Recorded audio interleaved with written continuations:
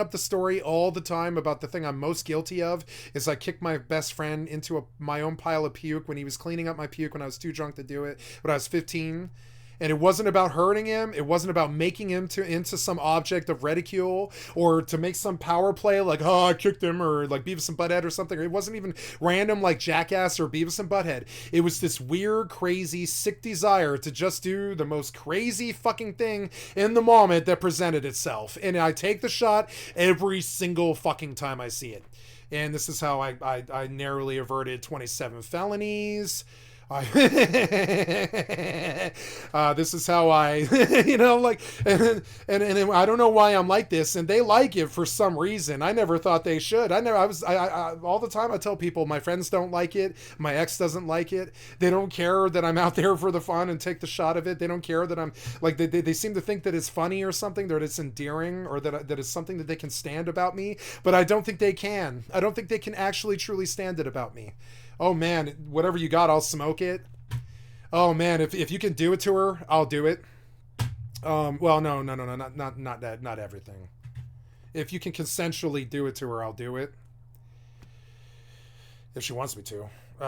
If you can, you know, it doesn't matter, like whatever, like, you know, and it doesn't matter, like it's just weird. So then I think about it all the time. I'm not sure my life mattered. I don't think it matters like whether they legitimize me or not. I think I just took the shot at the fun every single time it came. Most of the time, that's video games. I'm like Bender when he's like singing, you know, or whatever. He's like drinking and smoking 5 cigars at once, and he's got like 2 women on each arm and all that. That's me, except it's not that I go for hedonism or mindless self-indulgence. I'm looking for the funniest, nuttiest, craziest thing that I can do in the moment that hopefully doesn't hurt anybody or set them back. I don't like harming people or inconveniencing them. I didn't like the fact that I kicked my friend into the puddle of puke. I didn't like it the next day. I was like, I can't believe I did that. And he was like, it's okay. I apologized and cried about it. And he was like, it's okay, dude. You're not, like, I don't think he says it that way, but he knows it. I'm not wired normally. I just did something nutty that you know, it just proves that I'm nutty, you know. I don't know. One time I took a $500 bet to jump into a moat when I was overseas in London. I did something kind of Johnny Somali way back then, and the whole school paid me £20 each. It was like, I don't know, 64 students or something. The whole school paid me £20 each or something. It was like £600, which was like, I don't even know how much money that is. It was like £600 to jump in the moat. I fucking did, and I was like, pay up, right? Then I took the money, I went down the street to the speakeasy, I bought 6 fucking Cuban cigars from my inner circle, I bought 6 bottles of Jack for my inner circle, and then I bought liquor for the entire goddamn high school, and I had them fucking carted for me while they smoked Cuban cigars with the money that I made. And that was when I was 16 years old. That was like before the internet. You know what I'm saying? Before the internet. And I'm not lying. I got witnesses. I got 60 some odd witnesses, you know. Can't live that one down. Jumped in the moat for £500 or whatever it was. I think it was like £380 or something like that. It was so much money. And I blew it all on liquor that night, on marijuana and liquor in London, in Soho. For 15-year-olds. I bought a pack of cigarettes for every kid. I bought a pack of cigarettes for every kid in the school, including the girl who had never smoked a cigarette. I didn't care. You know what I'm saying? I bought 3 fucking cartons of cigarettes, and I just started handing them out. Lucky Strikes, Lucky Strikes. Who wants Lucky Strikes? Lucky Strikes, we're in Europe. You gotta smoke Lucky Strikes in Europe, you know? Jesus Christ, what was wrong with me? It's not this weird sycophantic thing to need attention. It's to do the craziest funny thing in the moment that really shouldn't be done. It's the forbidden, I think. It's doing the forbidden.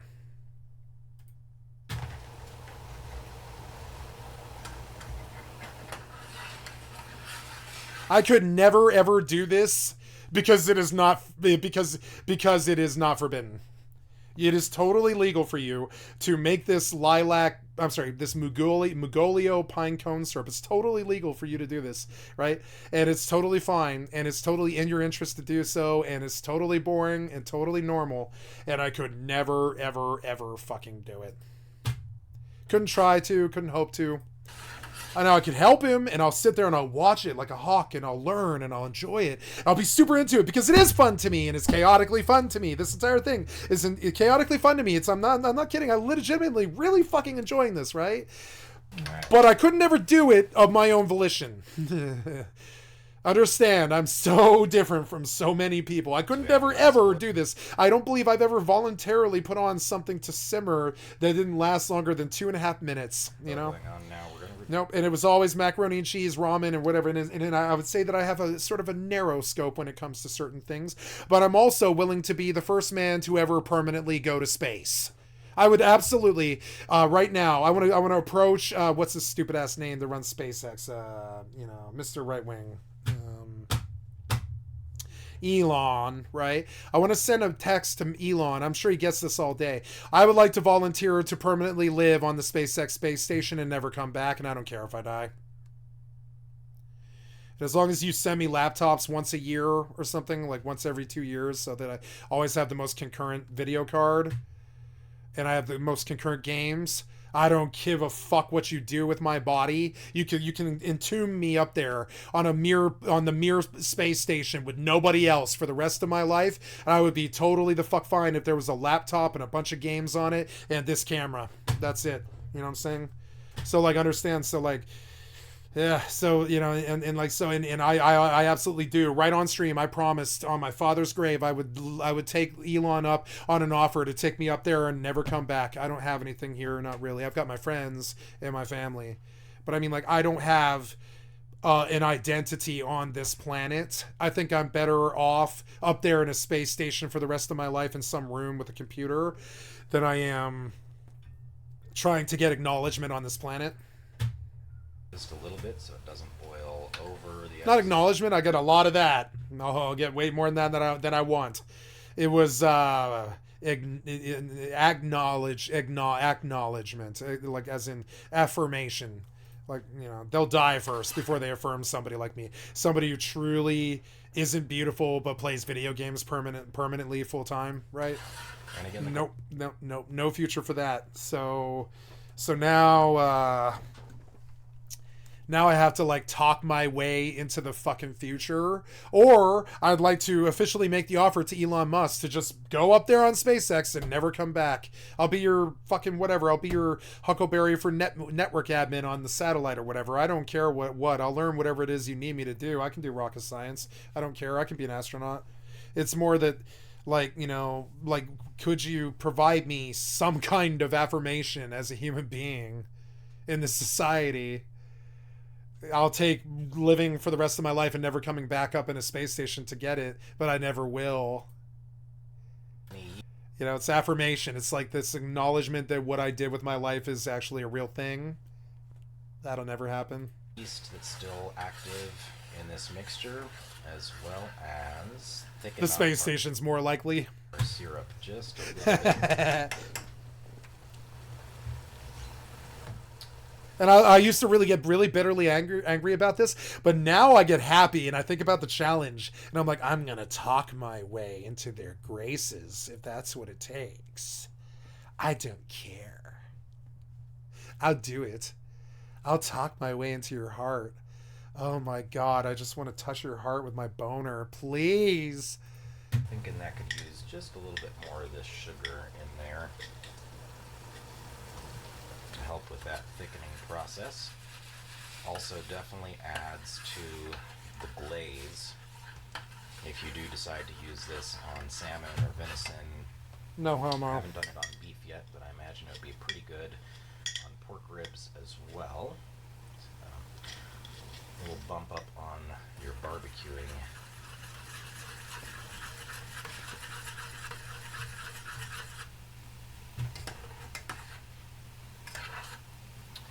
Now there's a point in this process where you'll start to get this real thick foam on top. The boiling has kind of calmed down. I feel so sorry that these people had to get used to a crazy person, you know? And you have this froth that's I was a crazy person. They had to get used to me. Over on top. I wasn't always like that. Until I realized that I didn't have a government, I didn't have a family. My only family was my friends, and my friends were too busy. this with a spoon. I like to use a very fine strainer. Yeah, I like any it. of that particulate. Oh, by the way, he was a barista for 10 years, and he'll flip you a fucking coffee like nobody's business. He knows everything there is to know about coffee. Coffee has been conquered, unless they're introducing some new flavor or something. But coffee's generally conquered, and he knows all of it. See how he's doing the strainer perfectly? Because he's done it for 10 years. Like all the other things that he does. Floating around on top, out of the mixture. Yep, he's used to it. Pinecone pieces. Nope. Because that's gross. It's wood. You don't want wood in tea or pine cone syrup.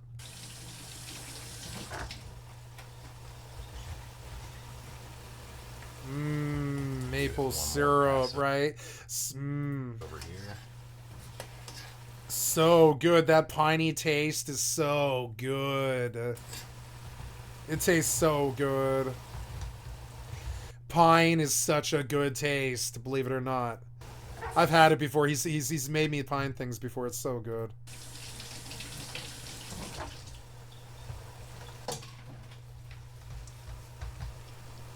I wish I could show my other best friend's stream, because she's just as amazing as he is. God damn it. Alright, I think we're about ready to But she doesn't have one yet. Definitely it's easier I tell her all the time, come out here, I'll buy you a fucking monitor and a camera and shit, and we'll make you famous. have your jars prepped already. I do want I'll be your editor. sanitize these jars. I did that with a pot of boiling water. And if you're gonna keep this for any real length of time, you also do want to follow some canning procedures, where this would go into an autoclave or a pot of boiling water. How about a funnel, Jed? For about 10 minutes or so. Not only to No funnel, huh? flash pasteurize, but also to seal the jars extra well for storage. Getting a And small this will funnel remain like that good might be on your shelf if you do that kind of for annoying. indefinitely. Although generally this is so delicious that it usually doesn't last for more. No, than, it's goddamn maple syrup. It goes, or well, it's pine syrup. It'll go really fast. just a couple months. Yep. So be careful, because you are dealing with a boiling hot syrup here, and you don't want to get that on you. But we're just going to fill up our jars. No foil. And I was hoping I'd get 4 jars out of this batch, but I think I'm only going to get 2, maybe 2.5. Watching you pour that perfectly was mesmerizing.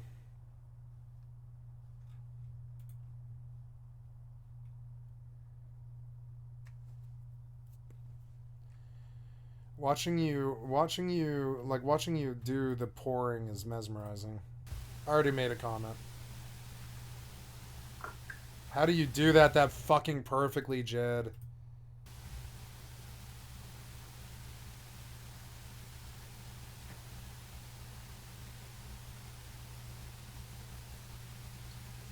Ooh, so good. Did get 2.5 jars.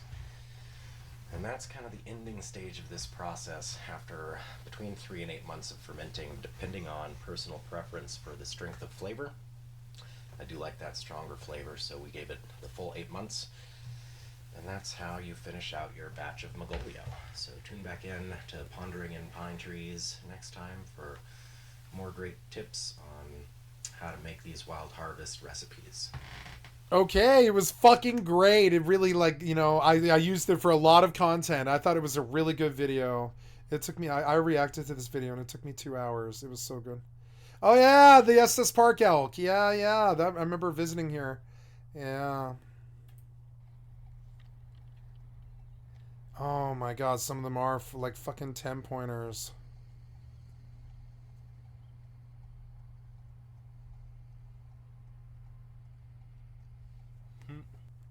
I love that. Did I like it? I gotta make sure I liked the video. Oops. Definitely like this one. Bull elk courting females along ridgeline. Pure gold, once in a lifetime, right? That's what he's saying. They're like, nah. Oh, seeing that many of them in one place at one time is like a once in a lifetime event. Maybe if you live there and you come every year, you might see it, but But if you're visiting a campfire, you know, if you're camping, you won't see that many elk in the same place at the same time. Okay, guys, we got through this entire 29 video list.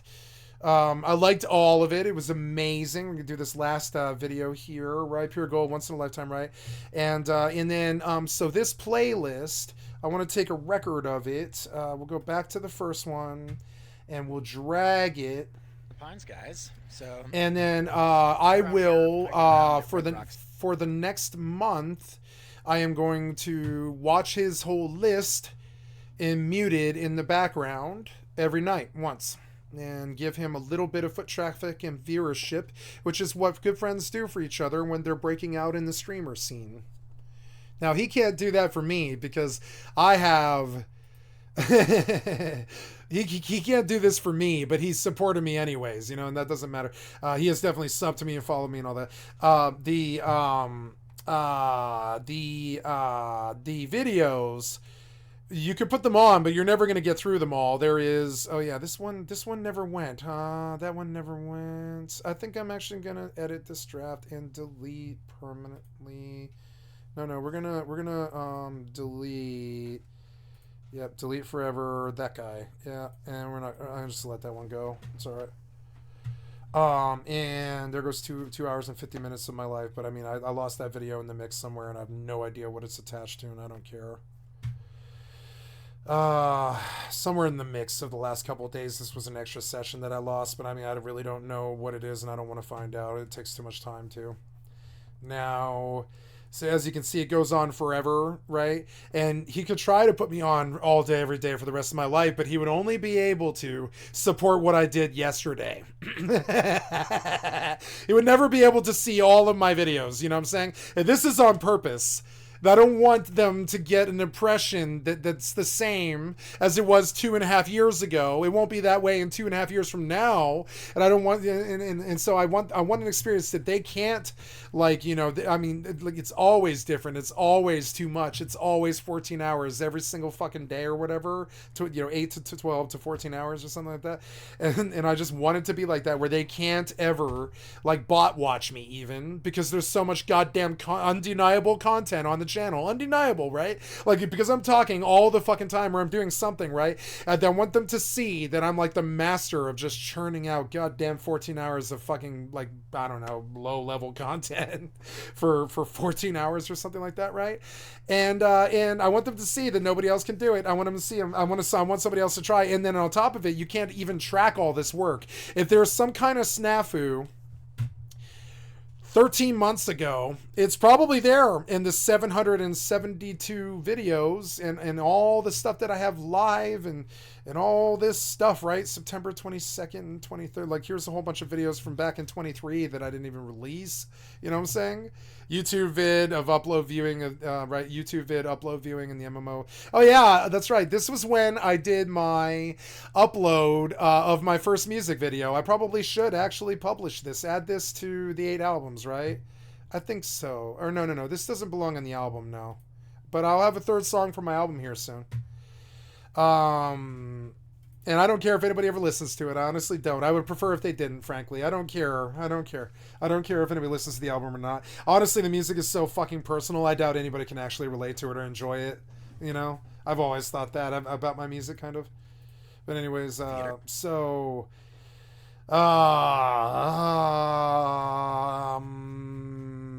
yeah, so we're done with this. I took the record. I can come back to it and mute support him tomorrow.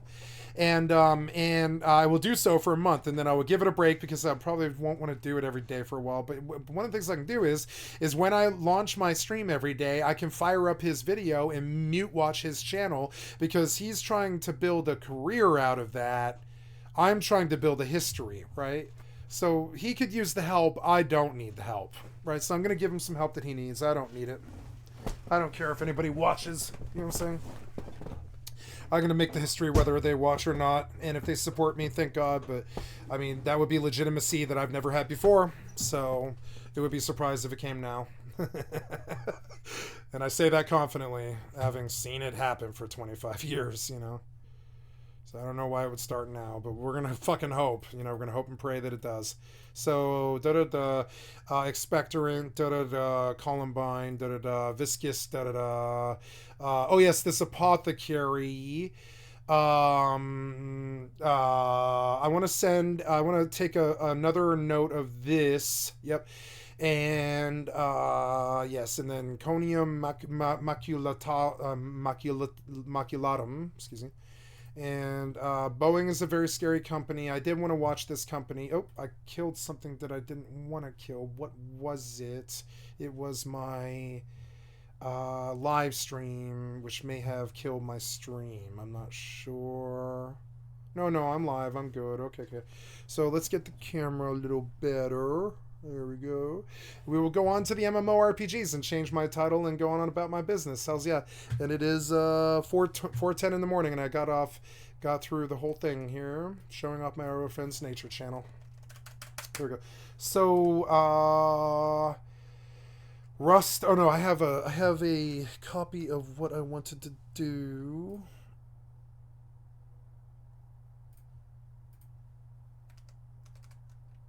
Copy of what I wanted to do. I'm trying to pull a title that I don't have anymore, which is annoying. Maybe it's in my... No, it's not. I lost this title that I was trying to save. Excuse me. Maybe Rust is up now. I'll go see. Go see if he fixed the server. Yep. And so we will do Rust Hardcore Zombies. I guess I'll have to type a new title. It's annoying. Rust Hardcore Zombies. FFXI Horizon.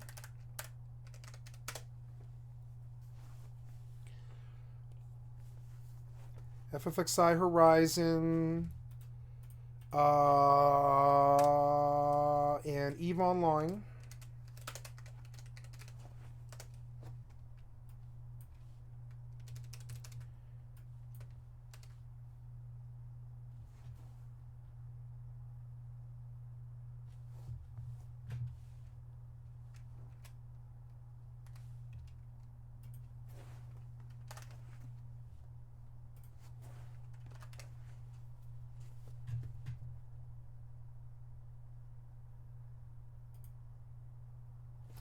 Okay, there we go. Launch Rust and go back to work here and finally play some video games on the video game channel. But I don't often do something like that. It was a very good change of pace to sit down and just do React content for 8 hours. You know what I'm saying? It felt really good, and it took me a long time to get through 29 videos, but it was a lot of subject content. And so now we will go back to Rust here, and we'll get on, and I will go about the daily business of my upkeeps and such, hopefully catching the morning crowd. While Rust loads, I will have to use the restroom, but in the meantime, we can go to Advanced and Accept, and there we are.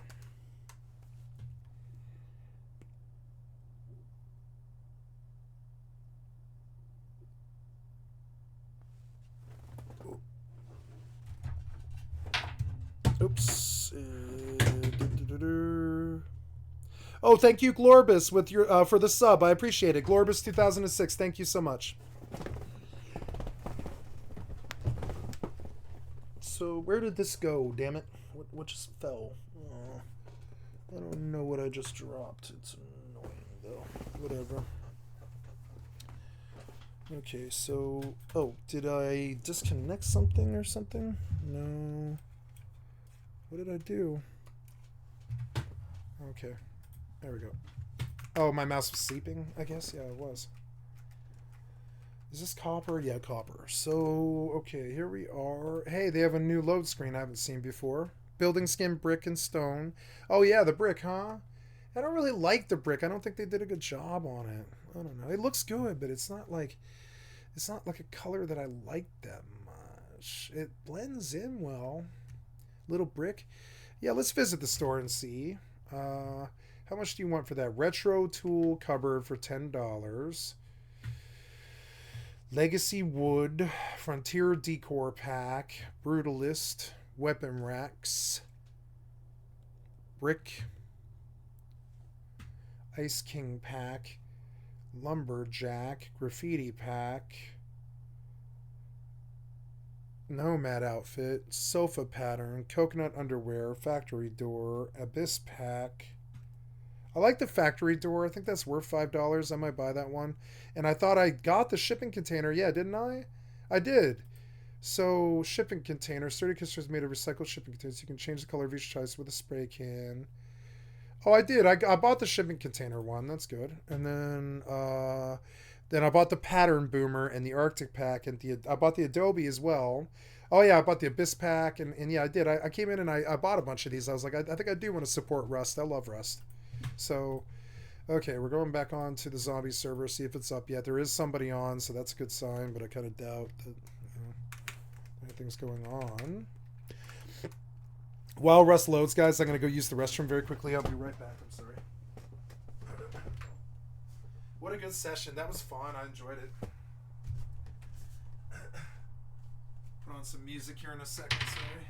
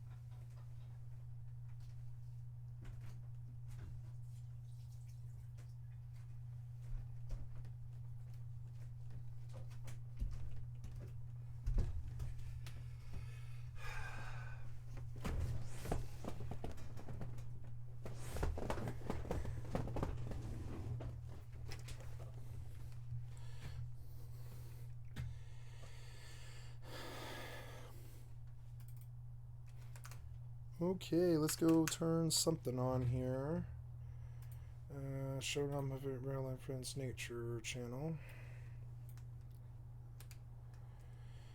And 514. Wait, no. Yeah, 514. It still is the 514 session, yeah. Say public gaming would be a Rust. Rust. Yeah, gaming right now, if I got in, is Rust. I don't know if I got in, but I'll see if I get in. I guess I'll go under EVE Online, actually. That's fine. EVE Online. There we are. Thumbnail. Looks like I can play. That's good. Save. Okay. And then, good. 8.5 hour session. Got a new sub tonight. Thank you, Glorbus.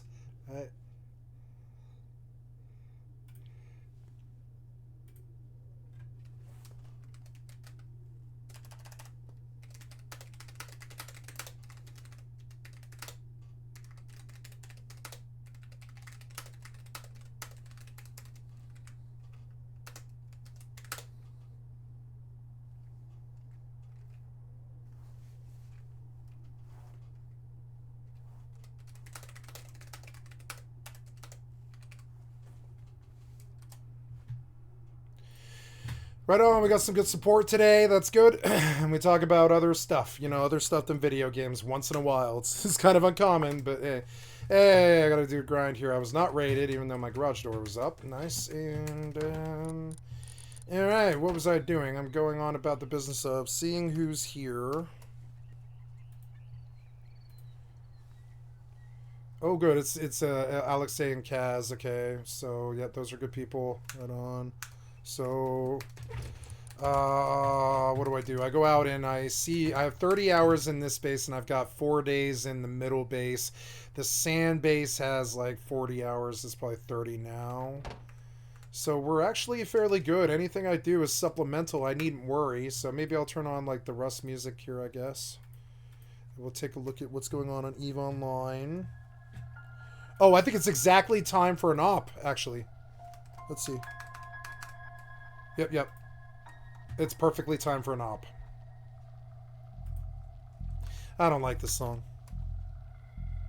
Okay, so what else? I wish to go and put on some ambient music. It'll be good to hear some music now. Let's hear what the review of El Camino, right? Let's hear a review of El Camino, see what other people thought. There's a bear. That wouldn't be bad. I have 2 axes for some reason. I need to go out. No, there's nothing that really needs to be done. I can just do miscellaneous farming. Everything is totally sewn up as long as there's no like raids or anything. I suppose I could go look at my other bases. I suppose that's what I should do.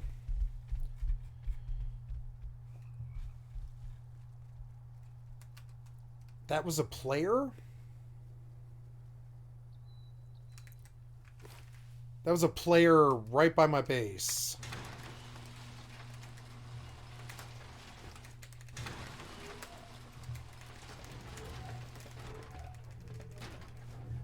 This was... Wait, why is my keyboard not working right? It was, oh. Wait, now is that right though? Because, oh yeah, I guess it would be right, huh?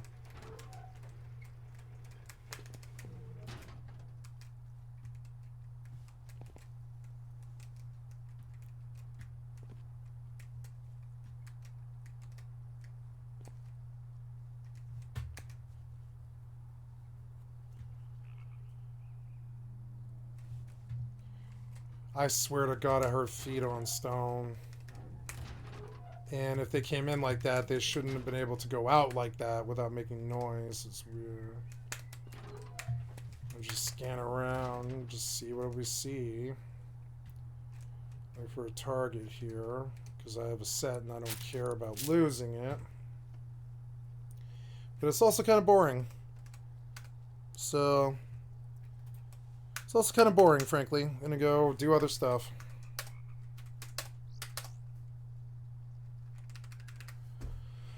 Yuki.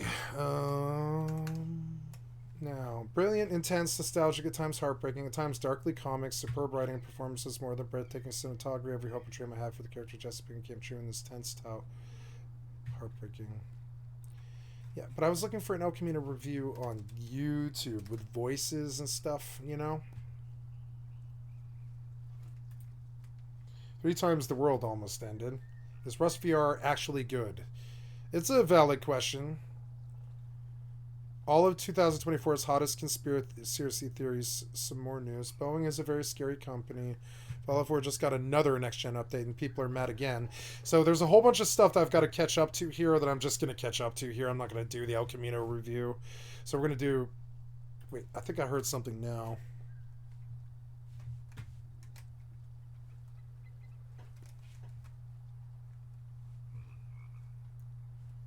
I don't know. It's smelling slimy like a loser to me, kind of a little bit. And maybe I just won't even leave. Right. Is Rust VR actually good? Add to queue. Boeing is a very scary company. I'm going to drop that one and I'm just going to add it to the queue. And we'll do what kind of cropped up here today. Understanding game design choices. We're going to definitely listen to that one. Government Cheese Tunnels and the Got Milk Conspiracy by Wendigoon. That's definitely going to the list. Great games I didn't enjoy. I don't know why you bothered. How to Upset a Rust Server by LTK. David Icke with the True Geordie. Oh, there's the sound. There.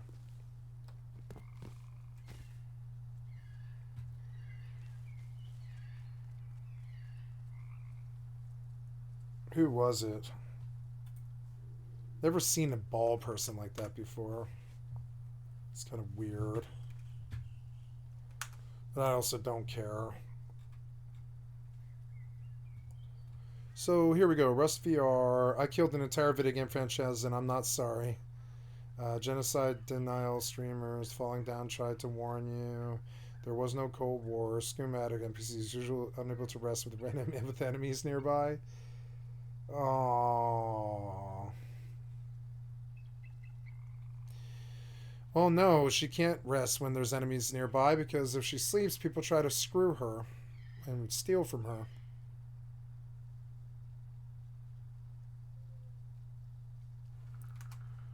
Screw her over.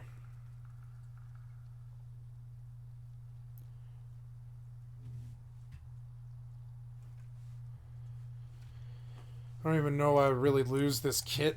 I guess I'll just go put this away or whatever. Go out there with an axe and see what the fuck he wants.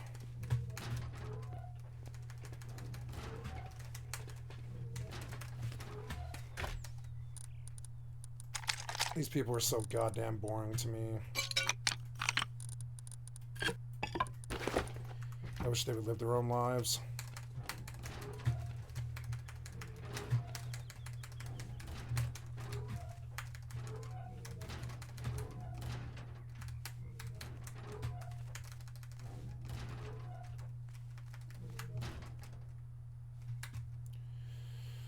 Let's see, is it a trap?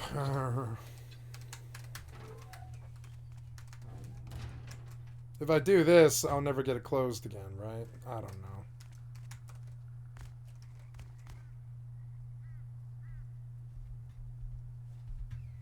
That's a bear? No, it's a horse. No, it was a bear.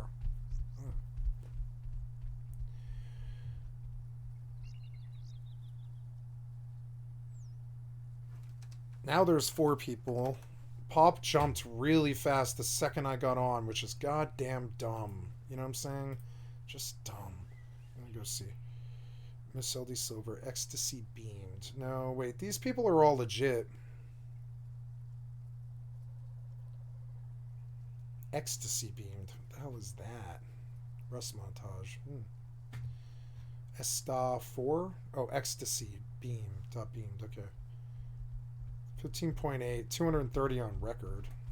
Wait, what the hell is going on? What the hell is that?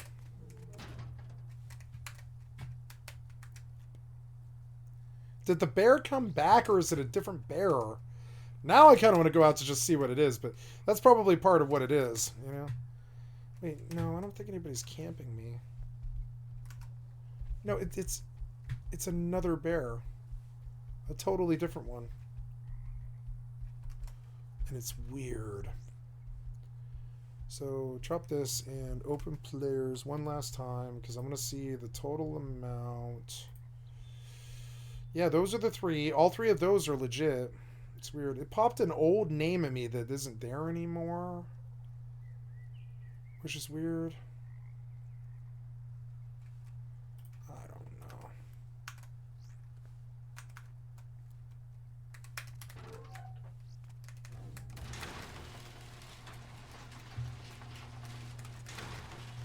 So that kid was just walking through, I guess, if I'm to believe. He had a crossbow. I should have brought a weapon. I mean, I don't really need anything. I mean, I don't know. Just gonna go see if he's like in that monument right now. Just see what he's doing.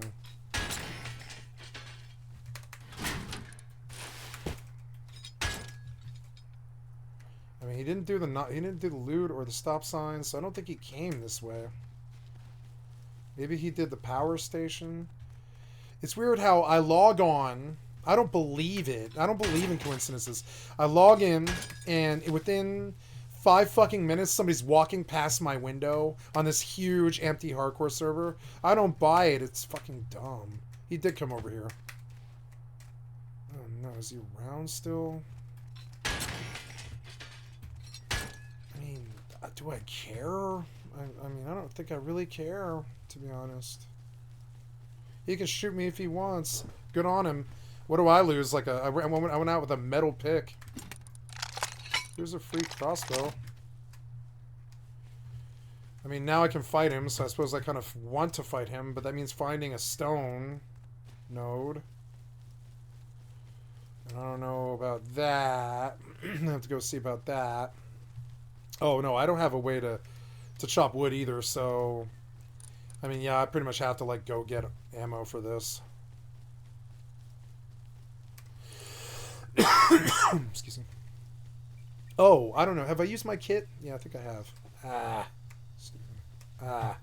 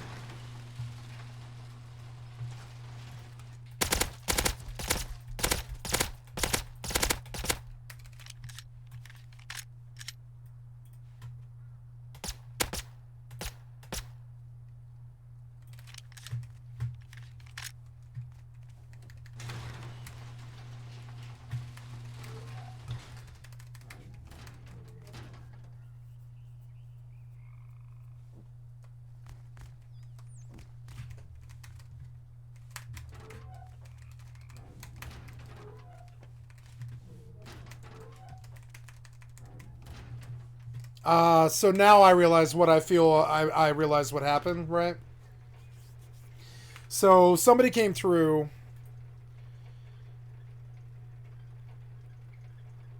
Oh, okay. That's all the same person. Whoever that was logged, I guess. So that was the person. It was the stream sniper, I guess. But my main thing is the only way anybody could have come like how they did 5 seconds after I fucking logged in would have been ESP, and the only person on the server that has that is him. And so I thought that it was like Alexei had come past, or Kaz, and but these are real people, I think. Oh, they're a duo. Yeah, they are a duo. There's a duo on the server. Never mind.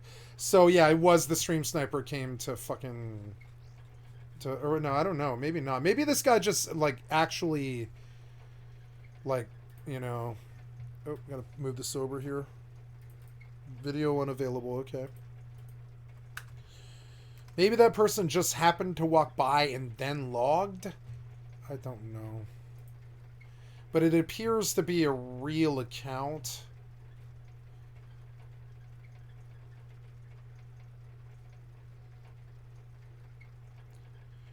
"57 achievements with 229 hours on record." Which doesn't seem right.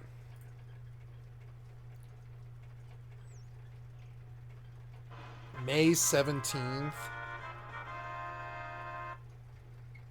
What do you mean May 17th? Oh, 2020. I'm sorry. Okay. Oh, yeah, never mind. They did all this a long time ago, so never mind. Yeah, we're good. I was like, man, it looks kind of sus.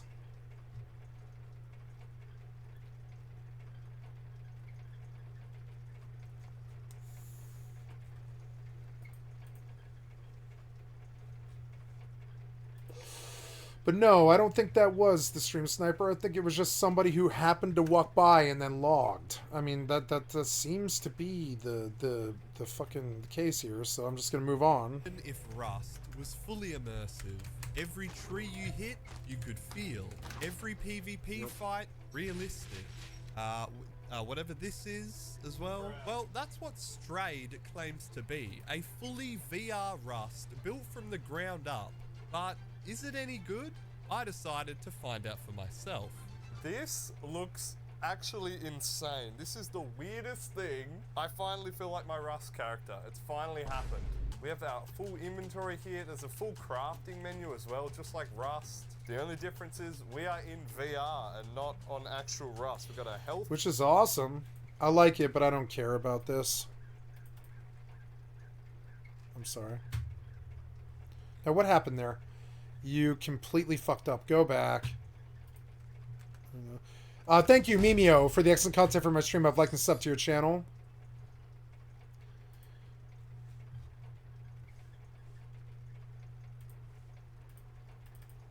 Okay, so now... So thank you, Lone Vault One. A Thank you, Lone Vault Wanderer, for the excellent content from my stream. I'd like to sub to your channel. new version of Fallout 4, and we need to talk about it. I want to read through the patch notes to see what's been changed, what's been added to the game, but also as well, I want to read through what the community has been saying about this update, because similar to the first one, the feedback and reception hasn't been all that positive.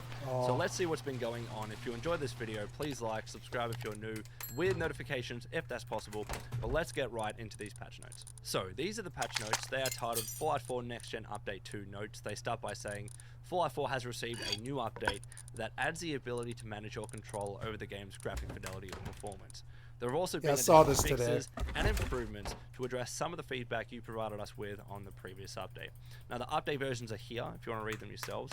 However, before we get into these patch highlights and the bug fixes, I do need to say that we should expect BGS to release even more updates for Fallout 4 over the coming weeks and months, because even after this update, there are very much still issues and bugs in Fallout 4 that need to be addressed and fixed by BGS via additional official updates. And that both includes issues that were already present in the game before the first Next Gen update, and also issues that they introduced in that first Next Gen update.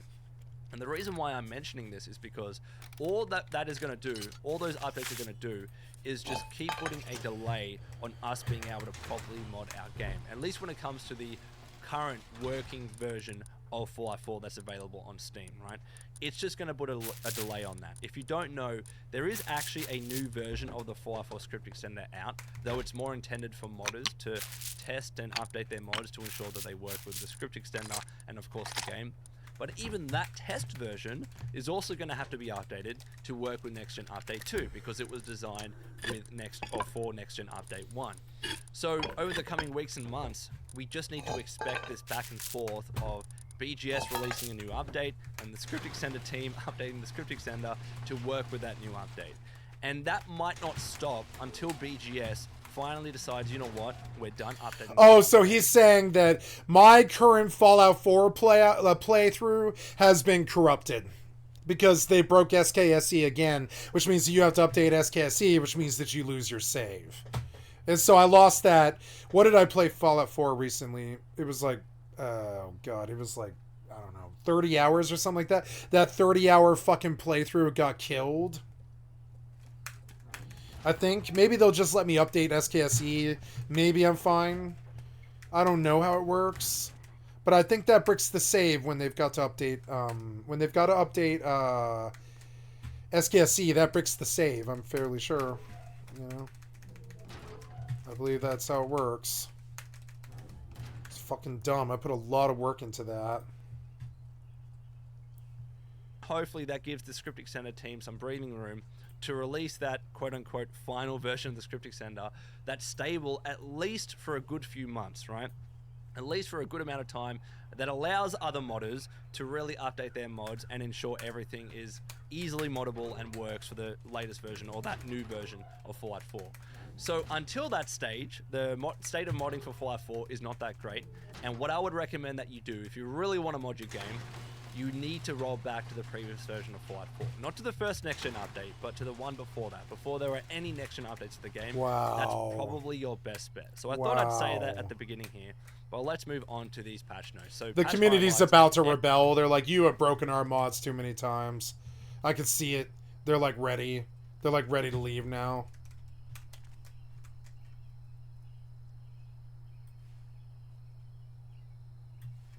Like that, I mean, that's not good. I think you guys should just come to 76. There's none of the problems in 76 that there is Fallout 4. It's a much more basic game than 76. X or S and X. The storyline's better in 4, and there's more content. Well, no, I don't know about content, but there's more story content. Excuse me. There's more story content in 4 than there's 76 in terms of like value and good characters. The story is better in 4. But that's it. All the rest of it is better in 76, from the gameplay to the exploration to the combat to the fucking weapons, the many myriad weapons, the perks system, all that stuff. Like Fallout 4 is a great game, but it should be constrained to the past as a single player RPG in a community obsessed with live service. Russ is going to go down for 15 minutes and then probably another like 20 or something. So I'm just going to go like play some Mortal 2 for an hour, because I'm going to have to come back in an hour when this is like actually ready to play. I can't get anything done without having to rush back, and I'm not really like, looking to do all kinds of updates and all this shit. I meant to log in EvE goddamn 25 minutes ago, and I missed the ice fine. It's fine. I'm just going to go join it because they'd go from different places. Damn it. I keep missing the damn EvE ice mine. It's so annoying. Yeah, do leave, yeah. And I'll load Mortal 2. I'm starting to dislike Mortal 2. I think it's a really good game with a lot of depth and a lot of good stuff, but my desire to play it is like 0. It's annoying. Like, I like this game, but... Oh yeah, I bought the Metal Gear Solid series or whatever. Ground Zeroes. Do I get that with the Phantom Pain? I guess so. Alright, well... Yeah, I could do some work on Borderlands, but I think I'm gonna go get set up on the belt and do some Final Fantasy first. X and PlayStation 5 display settings. Thanks to your feedback, we've been able to implement the ability to control your graphical. I could play Fallout for 45 minutes. That's we something highly I could recommend you run with the default settings, but you can now change your options to better fit your playstyle and display. What's very interesting here is that they highly recommend you run with the default settings. Now, I don't know why that is. Like, if you don't run with the default settings, are there going to be huge bugs or issues that you encounter? Because that's a red flag to me. That's a bit of a concern. In my eyes, if these are official settings that you pick for your game, all of them should work, right? There might be some drawbacks when it comes to frame rate. That's expected, right? Of course. But if there are any big bugs or issues when you do change the settings to not be the default, that's a concern, and I don't believe that should be the case. Hopefully, I'm wrong. Oh, I got my that's what money. I'm reading, Very good. That's what I'm implying when I read that line. And that really shouldn't be true, all right? Like, all settings for the game, if they're official settings, should just work, right? They should just work. Yes, drawbacks, but they should just work. So let me know in the comments below if the non-default settings of Fallout 4, especially on console, do cause major issues, because hopefully that is not the case. But anyways, frame rate target. Frame rate target allows you to choose between 30, 40, and 60. So 60 is the default, but it is important to note, to select 40, your display must be able to support 120 Hertz. So I think that's all pretty standard. Visual and performance prioritization.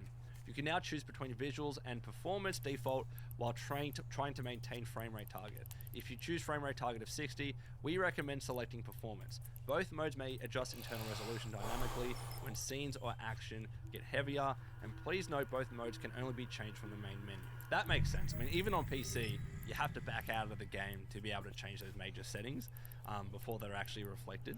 Though, part of me was also hoping that, like with Starfield now, that we could change settings on the fly. That would be much easier. But I think that would require a massive engine overhaul, which is of course what they did with Starfield.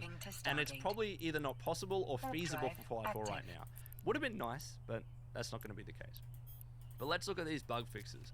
General stability improvements, fixed visual issue with certain image spaces, auto HDR is re-enabled on Xbox Series S and X. I know that was an issue, so that's good.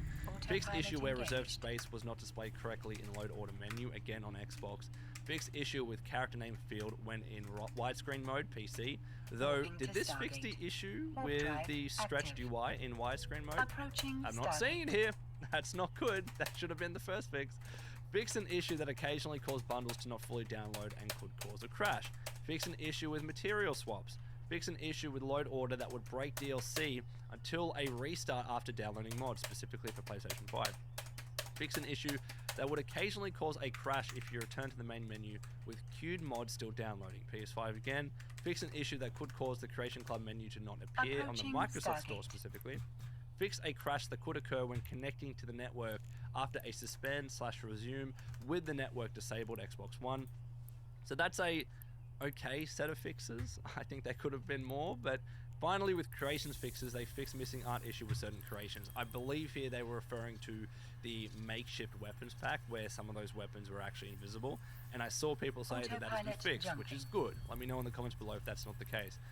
However, as I alluded to, this is a pretty small update, and because it's just, again, putting another delay to the current version or the test version of the script extender, I was hoping that they would wait until there was a bit more of a beefy update before they rolled out the update, because there haven't been that many things fixed here, right? What about, again, widescreen issues with the UI on PC? What about the frame rate not being uncapped? That's still an issue with Fallout 4. You still can't play the game above 60 frames per second without it causing physics issues and other speed and timing issues. I thought that would have been included in here as well. There are a good few things that I'm surprised aren't in the next update of the game after that first initial next-gen update. So a little bit unfortunate, and I do want to also swap here to what the community has been saying about this update, because they posted all the patch notes to Twitter. It's also on Reddit as well, and I'll go through that in a second. But the first response here says, yeah, break all the mods again. Tell me you added an FOV slider and physics don't break above 60 frames per second. That's what I was just talking about. However, the FOV slider, it's another thing that I thought should be in the game and could have been something that... Yeah, like to most of us, next gen means DLAA and DLSS to the game, as well as, like, you know, being able to have border full screen and all the aspect ratios and have like an alt-tabbable client that doesn't fucking shit itself all the fucking time. And they did do most of that, but no, I'd say about half the next gen updates that they needed to do were not done. They were not reached. You know, and now they're like trying to halfway fix it when they know what needs to be done. And the whole point was fixing it to these standards. And there's the people asking, we need DLLA and DLSS to the game, or at least to update to a better TAA anti-aliasing version if possible. Because and they're right. This particular update, because Absolutely it's been right. a long-standing concern or an issue with Fallout 4. However, when it comes to you breaking mods again, this is always expected. It's always expected whenever there's a new update for Fallout 4 that the script extender breaks, that mods break. That is unfortunately the risk that we take. That's like, you know, that's not on them. They don't care. They don't give two shits about that. It's unpopular with us, but I mean, it's not their problem that we continually like get snared up by them updating. That's not their problem. They have no... Like, I think if they were nice people, which they are, they're kind of like nice people. I think they care what we think, but I don't think they will fix it. It's not their fucking job to fix that. Fallout 4. And I don't ever want to say that BGS should never be allowed to update their games just to ensure that mods always work, right? Because it is their game. If they want to be able to update their game, they can do that. It's their every right to property. do so, especially with a lot of people that don't use mods or that are on console that don't use mods. there are people that still want the game to be updated, and just because it causes issues with mods, that doesn't mean that the game should never be updated ever again, right? Here's what I would prefer. Here's the solution. I want unofficial made official, and that's it. And all the rest of it you can let go to the wayside because they were all broken anyways. Anytime that you put any fucking mods on, it just breaks the save. It very seldom will play all the way through. There's always some problem with the spaghetti code or something like that. You can get a pretty good experience. You might even get a whole playthrough, but it's rare.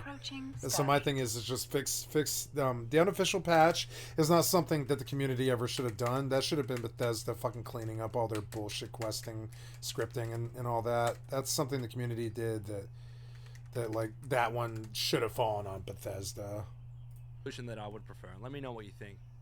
But on GOG, if you don't know, there's actually an official way for you to roll back your version of games to the previous ones, just in case the new one doesn't work or it has some issues or whatever it might be. And a lot of people were doing that on GOG. They were rolling back their version of Fallout 4. So it was before the first next-gen update, so it worked with all their mods and all that kind of stuff. And of course, that version of the script extender. What I would like to see is on console and also on Steam is for official implementations and ways for us to roll back our games, right? Because if they allow us to do that, then if there are any issues like this, all we need to do is roll back. And if it's an official implementation, it should just work out of the box. The problem with us needing in the back end to roll back our version of Fallout 4, either through Steam or whatever else, that frequently can cause issues. We might not do it correctly, and that causes a whole bunch of other concerns when it comes to even your existing mods for the game or your existing save files. You might stuff something up, which might force you to completely, uninstall and re-download the game. However, if it's an official implementation like GOG does it, that could be a nice way for BGS to still release updates for their games while still enabling us to use older versions that are more stable, especially with mods. I think that is the best solution here, in my eyes. It lets BGS do what they want with their games, especially for console, but it still allows modders to be happy and to not, complain, and understandably so, when new versions break the script extender and their mods. Let me know what you think about that. I thought that would be a pretty good idea. But the next comment we have here is, we need DLAA and DLSS to the game, or at least update to a better TAA anti-aliasing version if possible. Look, I would love DLSS in Fallout 4, don't get me wrong, but I think there are definitely bigger fish to fry when it comes to the game. There's limits to what they can do, does too. anyone know why the mod storage is limited on consoles? Is there any reason for this? I think that's just for stability, and that's always been the case, especially for PlayStation. 4 years in and people still call it next gen. Yeah, I think BGS should never have called this next gen, because it's not, especially when you compare it to other next gen versions or updates for other games like Cyberpunk. This really seems limited and really doesn't seem befitting of the title next gen. But tomato tomato. Next one, just port it to the engine that uses Fallout 76. That's a stupid idea. It's a completely different game. It's not an online game. Why would they do that? Yeah, that's Doesn't make true. any sense. Maybe they're referring to the fact that Fallout 76 has a better engine, rate, so it can run above 60 frames per second, but that's just going to cause so many issues. That's unnecessary. Are the included CC bundles or creations bundles textures fixed? Couldn't see that on That's the another notes. reason why 76 is clearly fucking superior in 2024 to all of them. It's just the only one with a modern client. Even 4 with the next gen update still isn't good like 76 at all. And 76 is a bad client, but I mean, like, it's still better than 4. Their clients have never been good. I think that was the last. Let me go back to this. I think that was this patch note here. So I think they are fixed. Hopefully. Touch wood, fingers crossed.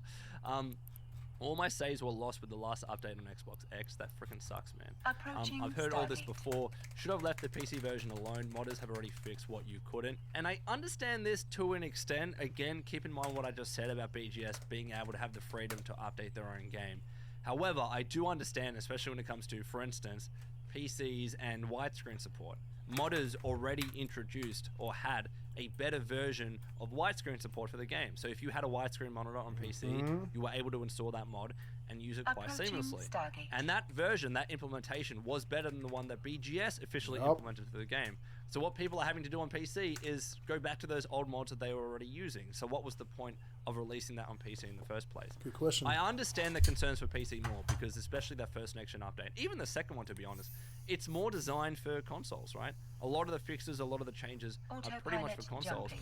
So maybe... I mean, they always said this. They're like, there's a next gen. They said this over and over again. They didn't want us getting hyped like this. They were like, they warned us over and over again for like 4 months. They were like, Fallout 4 is getting a next-gen update for consoles, and PC will get the update. Even Skill Up said it like this: and PC will get the update, but consoles are the only thing that actually got anything. The only thing PC got was ultra-wide support. That was it. There's like no other changes at all, I don't think. Oh, well, ultra-wide support is also bordered full screen. They got like kind of a co-bordered full screen, ultra-wide support that didn't really solve either problem. Well, it solved the bordered full screen problem, but it didn't solve the fucking ultra-wide problem for those boys with 21.9 monitors, you know?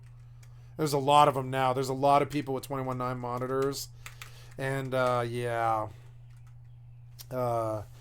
I wouldn't mind having a 21.9. I think that'd be fun to have like a main screen for playing on my left side and a big TV for the YouTube and stuff. To have a nice ultra wide, I think that could be something I could do, but it won't be for like 5 years, 10 years, something like that. Approaching station. Won't be soon. Maybe there is an argument that they should have completely left the PC version alone. But again, I think all of this is fixed if they allow us just to roll back versions of our games. Again, through Steam or whatever, just like GOG does it. Yep. Is this ultra-wide support in Fallout 4? Are you joking? Yeah, I don't think it's been fixed. Breaks mods, FU, list complete. Nah, it's a bit rude. Well, you guys, you made a hot fix. Can't believe that. I think you're being a little bit sarcastic.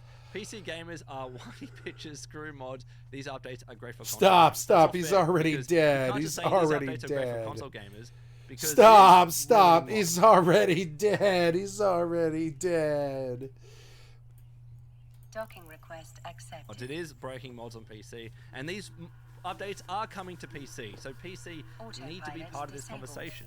If these updates are causing issues for PC gamers, they should have every right and ability to complain and to voice their concerns. That's the only way that BGS are going to be able to see those issues and then eventually fix them in future updates. PC gamers are not whiny bitches, you know what I'm saying? Console is whiny.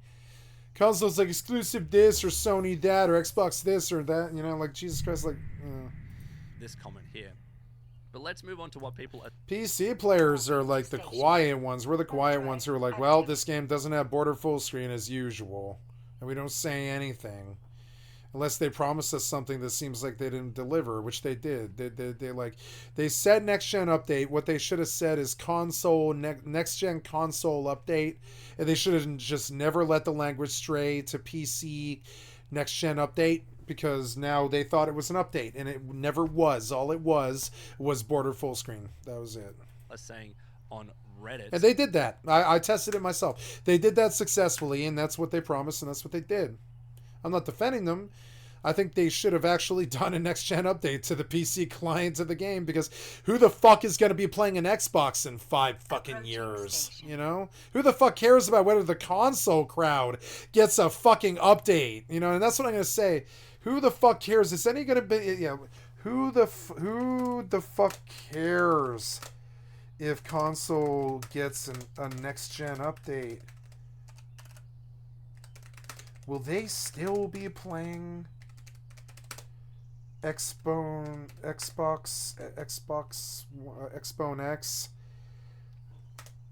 in 5-10 years? No.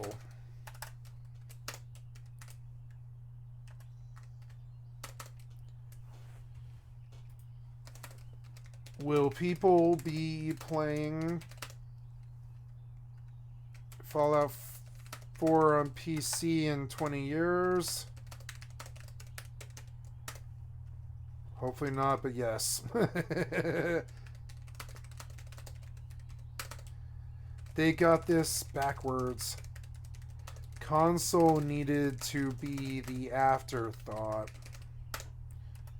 They can't even see the death of their own console clearly.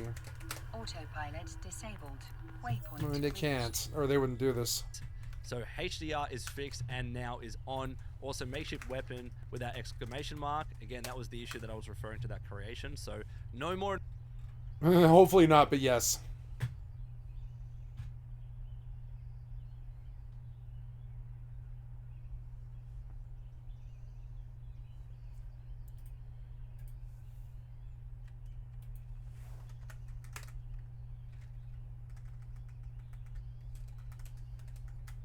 Maybe.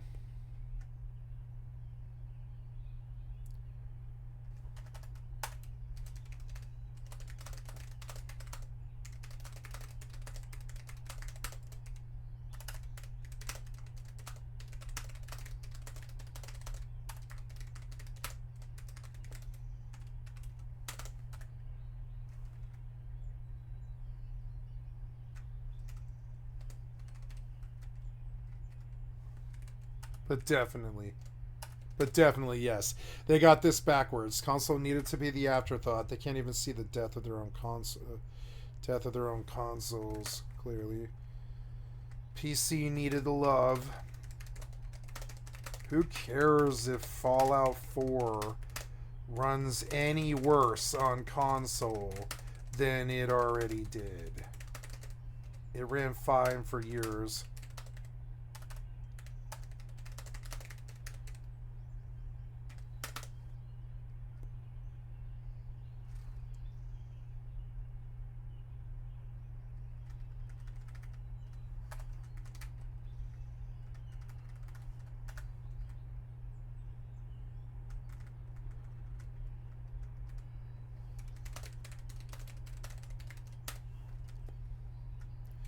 PC was always bad.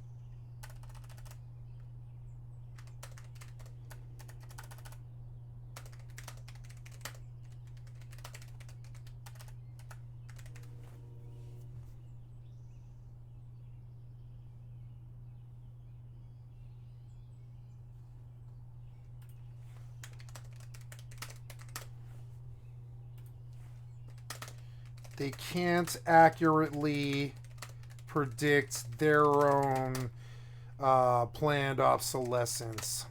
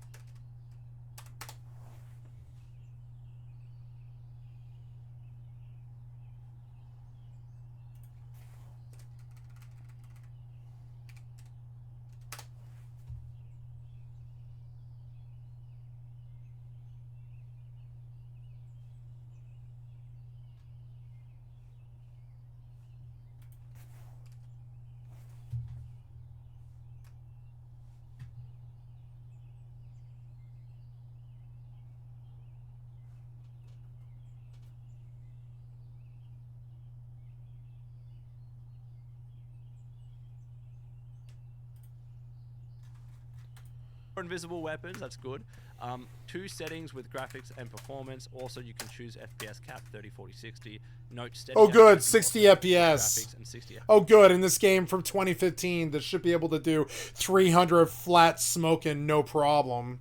But nah, oh, good. 60 FPS. Yeah, great. Great on your piece of shit game from 9 years ago. 60 FPS. I'm sorry. I know that's normal to console, but that hasn't been normal to PC for like 13 years or some shit, dude. Not since 2011 or something like that. The FPS cap on I'm sorry, 12, 13, something like that. Maybe a little less, 14, right? But it's been like 10 years since 60 FPS was an acceptable frame rate on a PC. Series X. You know what I'm saying? Fortnite has had 240 frames since 2014, something like that. I don't know what the fuck your problem is. That's still bugged. Banner and pictures are fixed, so no more blank. That was a very poorly worded paragraph. What do you mean by VATS is still bugged? What's the issue with VATS? It randomly goes to 0% a lot when they are in full view. Oh yeah. People comment that the Oh yeah, I can't stand that. That should have been fixed. Yeah. is much worse overall as well. Yeah, accuracy is just worse. Like when you fire, something happened to their engine in 76.2. When you fire in VATS, it is garbage. These 99% and all this that don't hit. And Fallout 4 is just is about the same, really. It's a little bit better, but Oh crap! And you can target enemies through wall. Okay, that's an issue. If you can target people through walls, that's just annoying. But randomly going to 0 and not being that accurate, I really think that needs to be fixed. Again, that's. But they another won't. fix. It's been like that forever since other games. It's hard coded in the creation engine or something. Like I That's don't another know. thing that should have been included in my eyes in this second version of the next gen update. I don't know why they can't do. I think that kid actually had a more open mind than this Vault Wanderer guy does, and Vault Wanderer is ex triple anus. But this other kid was like, why not run Fallout 4 in the 76 engine? And he's absolutely the fuck right. It's the only one that actually, it's the only engine they've ever had that's even tolerable. I've never been able to stand Morrowind or Oblivion or Skyrim or Fallout 3 or Fallout New Vegas. I've never been able to stand running those clients. They're constantly crashing, constantly full of fucking problems. But 76 crashes too. But it doesn't crash like them, and you can mod the hell out of 76. Why not just make Fallout 4 in the 76 engine? He's actually not that wrong. Like, it would be easier at this point to just put it in an engine that can actually handle 120 FPS for 12 hours straight and not crash, right? Fallout 4 could never handle 120 frames per second for longer than 2 or 3 hours before it's just like it's going to crash because it's just handling too much, you know? And so you're trying to make that old engine do too much, which was Bethesda's idea. And now they got dogpiled by everybody, and they didn't realize what the expectation would be is to save Fallout 4. But I mean, you can't save Bethesda from themselves. We've tried and tried and tried and tried. On every title they've ever released, we can't save Bethesda from themselves. Though it's just... Would have preferred if they just waited They should have waited like another 2 years until this tech isn't even very scary for them to like tell their AI to do. Like, hey AI, go fix Fallout 4's like, you know, optimization, and the AI is like, okay master, and it just like shows up like, you know, like 2 days later, and it's like, yeah, I did a lot of calculations and here's what I did, and he's like, oh yeah, this is a lot better than it was, you know.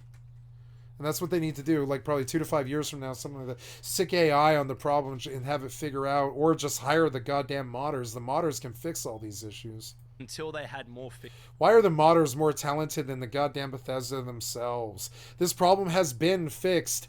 Then you could just buy it from the fucking modder or something like that. This problem has been fixed since 2006, like 15. This problem with Fallout 4 and its bordered full screen, that was fixed day 9 of Fallout 4 way back in 2015 or something like that. And they can't seem to buy the fucking modders' ideas even. That seems so weird to me. Like, you know, and the modders that I know would be like, oh my god, if Bethesda just took my idea and fixed the border full screen for all of us forever, they'd be probably most likely be willing to just give the mod to Bethesda, I would think. Especially for stuff like engines, stuff like that. I would think that they would just be like, oh, well, Bethesda now, I'm proud and I get to brag that Bethesda used my final solution for fixing stupid-ass Bethesda's fucking problematic, you know, bordered full screen. Or borderless full screen, excuse me. fixes And to so, include in the update. You got to remember, I've had borderless full screen since 2004 on World of Warcraft with zero fucking problems. 2004, zero problems. Zero. Low frame rate if you had a shitty card and a shitty PC. But I mean, like, you know, as usual. But I mean, like, but no problems. Not once, not ever. I alt-tab for Netflix for 17 years or something. It was like 17. It was, I mean, it wasn't the whole 17 years, but I stayed on WoW retail for like 17 fucking years or something like that. And anybody will tell you, we never, since 2003, we have never had a problem with border full screen with WoW, ESO, Final Fantasy 14. I don't know what that is. Even 76 doesn't. I mean, 76 has a problem with it. It won't really play in still won't play in borderless full screen, but you can play windowed with iPresent interval turned off. You can get your 165 to 300 or whatever on a windowed screen, but you still can't really sit at border full screen. Even 76 won't sit borderless full screen. Not really. Not really. You can't move it around. You can't really alt-tab that much without crashing and stuff. It's not that optimized, 76, where it can even run border full screen. I know because I run in windowed. It's the only thing that doesn't crash all day. You know? And so I think back about how since 2003, I've had Final Fantasy XI, which didn't do borderless full screen willingly, right? Not until 2011.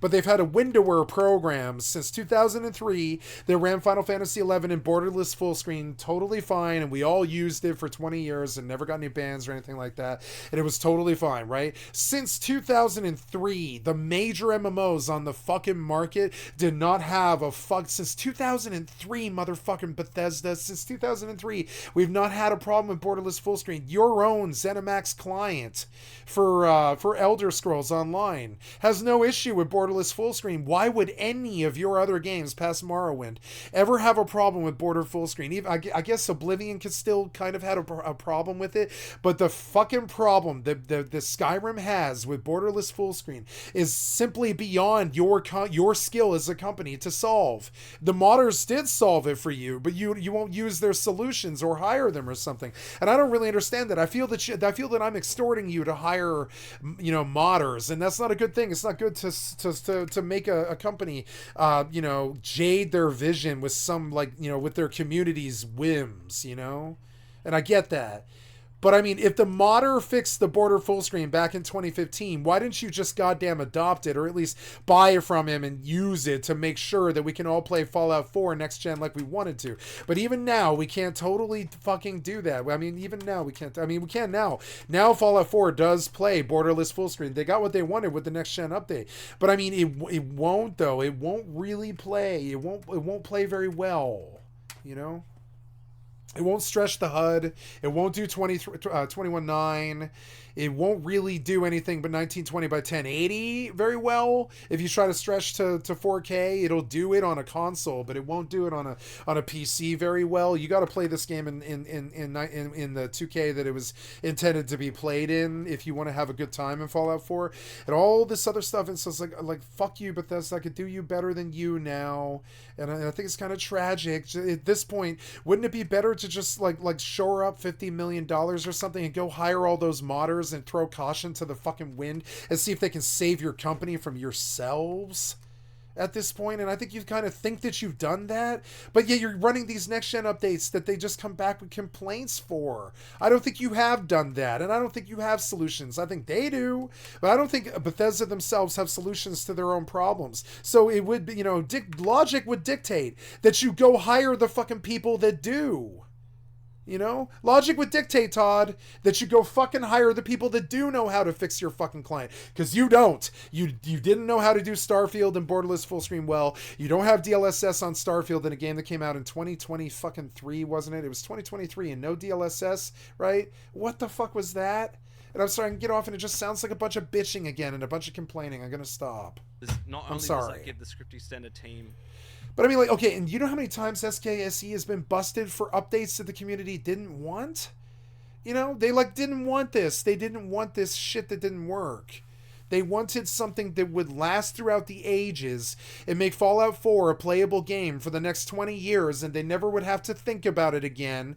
They never would have to patch it again. They wouldn't even need to install mods and still get a perfect golden experience out of it, right? But no, they've got to run unofficial goddamn patch for every single Bethesda game, from Morrowind to Oblivion to Skyrim. They've got to run this patch that took the community 2 whole years to solidify and turn into something real that fixes every time a quest leads you down some blind hole that borks your MSQ 50 billion times in a row. Every single quest that doesn't allow you to turn in the item correctly or whatever, or what happens if this mob get kills but you needed that mob, and all these other fucking problems that Bethesda themselves should have fixed, and they've had unofficial patches all the way through to almost ESO. I don't think there is one for ESO or 76, but I'm sure the community probably tried to push for it because they're like, Jesus Christ, a lot of your problems are easily fixed by 5 minutes of work, but you're caught up in that fucking triple anus where the hands are all talking to each other and not doing anything, and and TPS reports.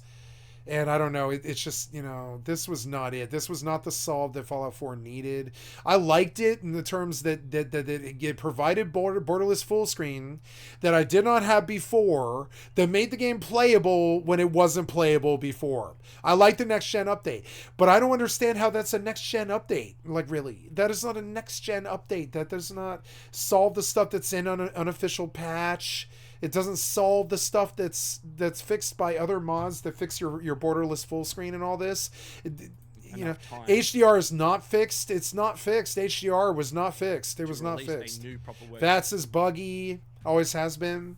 There's this weird bug with the game that I like that's a feature where if you turn up the run speed, it actually just improves the speed of the game by like whatever percentage that you're trying to do. If you type in like 200, it's like, it's like 100% more than what you were originally at in terms of game speed. And so this is an interesting change in the console that breaks your game because you can't get achievements anymore if you do it. But this interesting change shows what's possible, because then suddenly the SMG fires at twice the rate. And even then, it's still too slow for an SMG. Even then, it's still too slow. It doesn't feel like a real SMG. It still feels like maybe a millisecond slower than a real SMG would be. SMGs fucking fire fast. They fire so fast. It's like that. It's so fast. It just comes out like goddamn 20 rounds faster than I can do it, And like and this shit about is so fucking slow. Real SMGs will dump the mag in under a second. Like done. All 30 rounds. Done. Like that. Faster than I can do it. And when you turn up the speed on Fallout 4, that's what the mags turn out, and suddenly you see this much better game, and you can fire the shotgun as fast as you would fire a normal shotgun in a normal game. You get SMGs that spray their clips in actually like a millisecond, like real SMGs would dump a clip in, and you can actually kill a zombie instantly, as opposed to like, well, it took about 8 milliseconds to put 13 shots in him or something. It's more like, yeah, I lit him up from groin to fucking sternum, and all 30 shots hit, and it was like a millisecond. That's how SMGs are. They're like done. You're done out. You're done. Done. That's how SMGs are. It's not this thing of or it's like that. That's how it's a machine running the feeding mechanism. It's like a fucking card feeder feeding bullets into the mag. It's like that. It's like really fucking fast, right? And so when I saw 76 without the goddamn like speed restriction that they imposed on the default gameplay mode, and what the game was decently like with like a, I would say it's like 100% speed boost or something like that, and suddenly the sprint didn't feel horrible, and the goddamn guns didn't feel horrible, and it really felt okay when you got pushed by a bunch of Lincoln Pop aggro, because you can actually respond and maybe get out of the way fast enough and all this, and it starts to feel like Fortnite and not a bad game like 76 or 4. And you're like, why did you impose this shitty speed restriction on default gameplay mode, where running from the first town to the Red Rocket takes like 2.5 minutes? And you can literally see that motherfucker over there. It's like a block away. But you're like, wow, this is going to be 2.5 minutes of running or something like that. Like it's 6 blocks down the road or something. And you're like, why? Why did you, what, you know? And so when I talk about next gen update, I'm like, maybe you should reconsider your speed problem there. And maybe you don't want 100% extra speed like I do. Maybe you tone it down to like 40% extra speed. But the game plays abysmally fucking slow. And all of their games play abysmally slow like that. Just a swing. Since Morrowind was a fast swing. All the rest of them are like,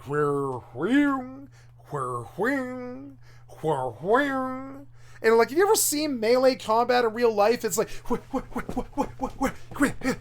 yeah, it's not this wing. It's not like that. It's you know. And so I think like next gen to me is a different definition now, where they remove the restrictions of the engine because it's not from 9 years ago anymore. They unlock the fucking frame rate because they actually have power over their own game and they can get their own client to unlock the frame rate. But I don't believe they can. I think the modders can, but I don't think they can. I don't think Bethesda knows how to unlock their own client, or they would have. You know what I'm saying? They can in 76, but they can't do it in any of the other, you know, you can't play any Bethesda game in 120 frames per second, except for fucking Starfield in 76. And in order to do it on Starfield, you have to go download the community-provided DLSS script in order to get DLSS to work on Starfield. Bethesda still doesn't know how to do that. Hire a DLSS guy? Hire a modder. Hire the modder that fixed the problem for the community, but not you. Right? Like, hire the fucking... I mean, Jesus Christ, man. I can do Bethesda better than Bethesda. Has anything I said here been illogical or dumb? I don't think so. Hire the fucking modder that solved the problem 9 years ago and get him and put him on your next gen update and see what else he has to say. You guys are bad even at delegating now. You're bad at delegating your problems to people that want to solve your problems for you, that believe in you more than you do. Conversion for the previous or for the first next gen update. Fucking weird. It's like this weird, depressing, like middle management bullshit out of a high-end $billion fucking CEO. It's really weird. It's like this dumb, low-end, middle management bullshit. Like, straight-up bullshit. That's what that cubicle-crawling breast milk shit was at Blizzard. It was like lower to middle-class bullshit that it just doesn't befit a company with that many billions of fucking dollars. So the state of California stepped in. It's like, something's rotten at the state of Blizzard. They must be running some kind of Hitler fucking sex rape farm down there or something, because we're getting these suicide reports at a video game company or something like that. What the fuck was that? So like, it's so weird. Like, you have all these problems in the industry, but all these people seem to have the issues so sussed out for you. They modded the issues like 9 years ago. Just hire them at that point. I mean, offer to pay them 50 grand and be like, we can't pay you much because you're not industry, but pay them 50 grand and give them a chance to save you. What the literal fuck are you doing to your own company? It's like when Donald Trump realized that he couldn't handle being president anymore. So he just let him impeach him and just stop doing any platforms and stopped pitching any solutions or anything at all. And you could tell he was just phoning in the rest of the presidency. And then he acted all super angry when he thinks that they stole it or whatever. But I mean, in the end, he sat there for the last year of his presidency and didn't pitch a single platform for a whole year or any kind of change or anything like that. Just Pua. That was it. Pua was good, you know. It was good. I won't denigrate him on it. It was good, but I mean, it wasn't his idea. This doesn't lead to the. That was Nancy Pelosi fighting him at every goddamn fucking no. He goddamn knowed Nancy Pelosi like 6,000 times or something like that on that Pua bill when he knows that it's not just Democrats up there in the fucking, you know, in the fucking trailer parks fucking starving. These kinds of issues where people are still saying there are still issues with Fallout 4. You have to release another update and da da da da da. What else do we have here? Series S. They did not fix the weapon lowering bug. Yeah, the weapon lowering bug is something that they've had since, like, you know, Fallout 3 or something like that. And some fucking modder fixed it way back then in 2003, I think. It was like 2003. Yeah, when Fallout 3 came out, it was like fucking 2003. It was a long time ago. It was like 2006 or something like that. Way back then, this weapon lowering thing has been a thing in the modding community in every single fucking Fallout game. Every single one. They're like, why do you insist on having them hold the gun upwards? It's really fucking weird. You would never really hold the gun upwards unless you were shooting at something in the sky. Normally you would want the bullet to travel the least amount of... If you have a misfire, you don't want the bullet going 340 meters into the stratosphere or some shit and then falling on somebody. You want the bullet going 3 feet to the soil. So you almost never, ever aim a gun like this unless you're running and you need it in a particular way like that. You have to have it aimed upwards, right? But most time, you're going to like keep the weapon lowered unless you're aiming at somebody. And Bethesda just didn't seem to understand this. And I watched every goddamn modder in every Fallout generation struggle against their ineptitude with that weapon lowering thing. And all the way up to 76 still has the weapon lowering thing. They hard code these things into their engines, and they reiterate on the next game that they do off the last engine. And so then the problem that was in Fallout 3 is the same problem that's in Fallout 76. It's the creation engine. Creation engine doesn't do lowered weapons well for some reason. And so the modders have fought against it for years because nobody with any kind of military background or even any kind of clue can look at a Fallout character and think that the way that they hold a gun is normal, you know? So every Fallout game I've ever played, the first mod that comes out, I'm not shit you not, first mod that always hits is lowered weapon. Lowering bug. The fluctuating VATS percentages. Don't know why it's like that. It seems like maybe they should hire the lower weapon guy for, 20 to 50 grand a year, or shit, put him on a goddamn college, give him a college credit or something. I'm sure he's willing to help you. I guarantee it. If they spent 20 years hanging around Bethesda hoping that you get a fucking clue and they're in the modding scene, right? I think they're probably willing to just give you their solutions for free at this point if you'll just put it in your goddamn game and fix the game. The mismanagement and the lack of delegation and the lack of faith, the bad faith and all that stuff, it is costing you guys. It'll cost your stock price terribly. How I put it the other day was Starfield had like 15% less like whatever it was like 15% less of something, and I'm like, that must be 15% less 15% less stock price, enemies through walls. So apparently all they touch are visual settings and no gameplay bugs. That's really unfortunate. Any official news on what was patched? Looking for the VATS bug. Everyone's like, where's VATS? VATS hasn't been fixed. Is this specifically an Xbox issue? Because I never saw that on PC. That really sucks, man. What about this Reddit thread or post? Interesting they don't mention anything about VATS in playing. I saw the issue of the percentage going from 95 to 0 fixed. Well, I only played for a little bit so far. Hadn't been fixed for me, but it's still happening for other players. When pigs fly, quest seems fixed on Xbox. I can see piggy banks now. Did they move to Yoma? So makeshift weapons have been fixed, but I'm in VATS issue, bro. Oh my! Literally everyone's like, what about the VATS issue? Just got the latest patch installed on PS5, and holy crap, the game feels. Because they're all like that. Once one of us recommends that there's an issue, they all just seize on it, and they're like, yeah, what about? And it's like, yeah, like, do you even care? Did you even care about the issue until 5 minutes ago? And then they're all children from social media who are they all feel that they need to like chime in and be like, what about this? What about this? What about this? What about this? Right? Because they all come from social media culture. They wait for somebody else to raise some hand and bring up some point, and then they're like, yeah, what about that? It's a bad way to run things, kind of. It's like, yeah, he made the point. They know it's bad. You don't need to be like, what about that? What about that? What about that? It's like, yeah, we all know that VATS has a bug, but it's like, like we've known it for 20 years. Talking about it is not going to fix it. They won't fix it.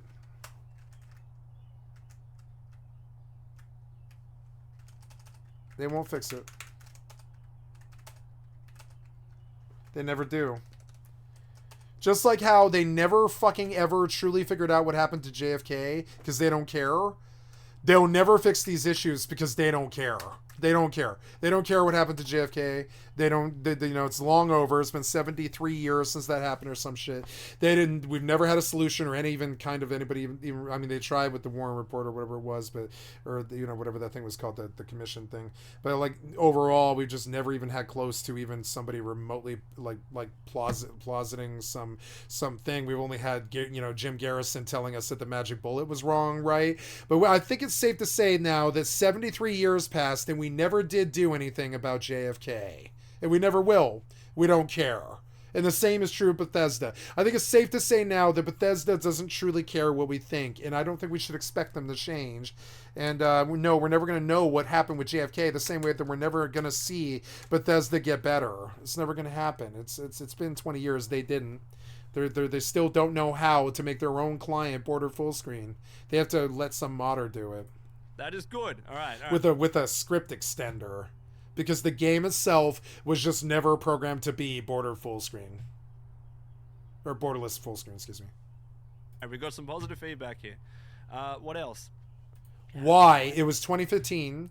We had been running, like, see, Bethesda is like fairly incompetent and stuff. We had been running multiple clients like WoW and EvE together at the same time with a Netflix client running in the background. Since 2005, it was like normal to have two screens with like borderless full screen on one, like WoW on one and Netflix on the other. And it was like that for 13 years before Fallout 4. 13 years before. And so then and in 2015, 13 fucking years later, they're like, yeah, we still didn't ever figure out what borderless full screen is. And it's like, Jesus Christ, then hire a modder at that point. If you can't figure out what borderless full screen is, then hire a fucking modder. I feel like I can teach you what it is better than you at this point. It's iPres and interval and a bunch of other weird stuff, like the resolutions like adding up to what your fucking dimensions are. It's, you know, it's not that hard.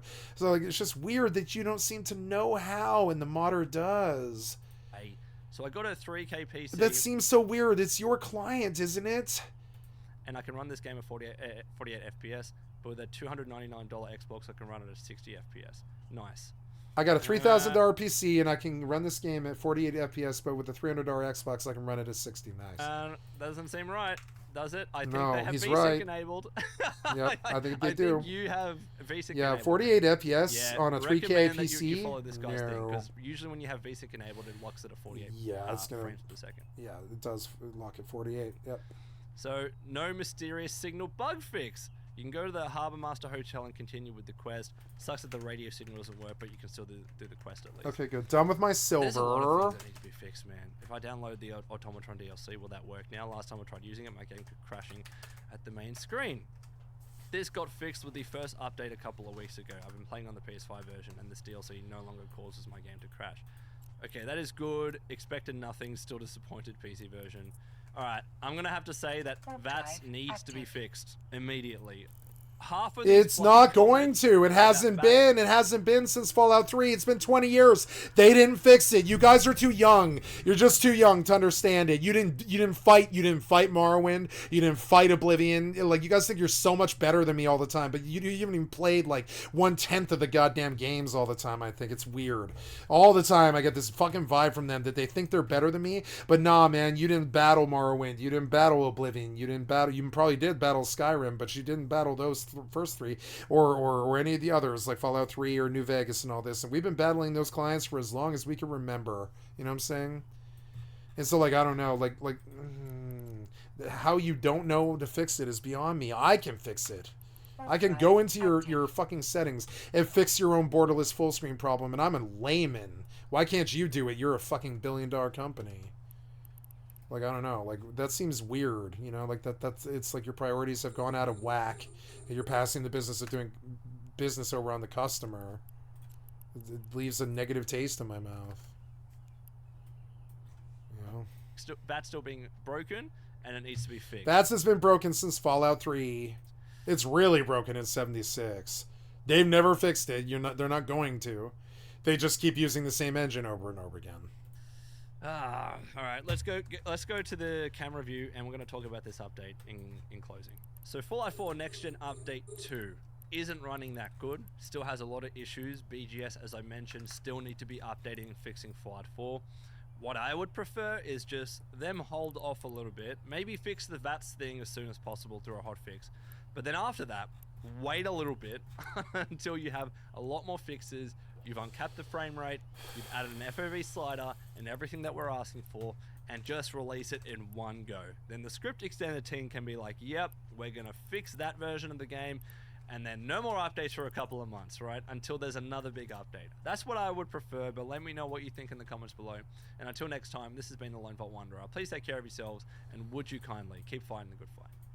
Yeah, PC was the one that needed the update. Like, honestly, console was running okay at 60 FPS since 2015. I liked the console experience. I never thought it was bad. I thought it was okay. It was great. It was fine for what it was.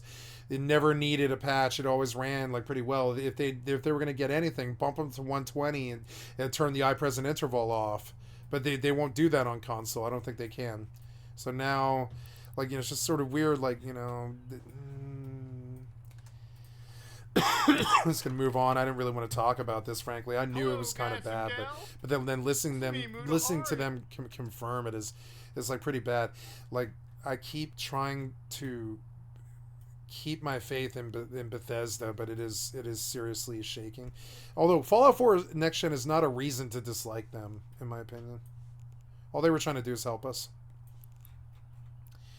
We are going to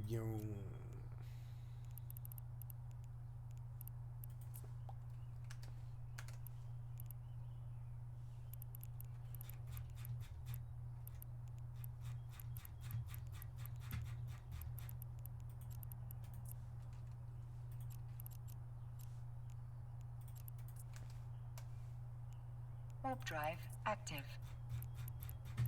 Warp drive active.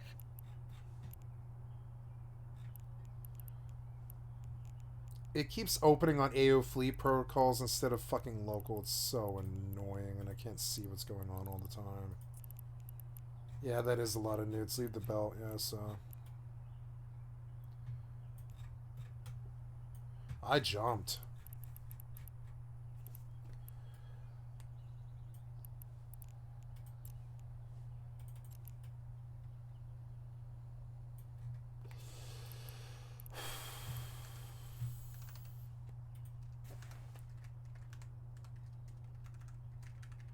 Oh, I'm done with the silver.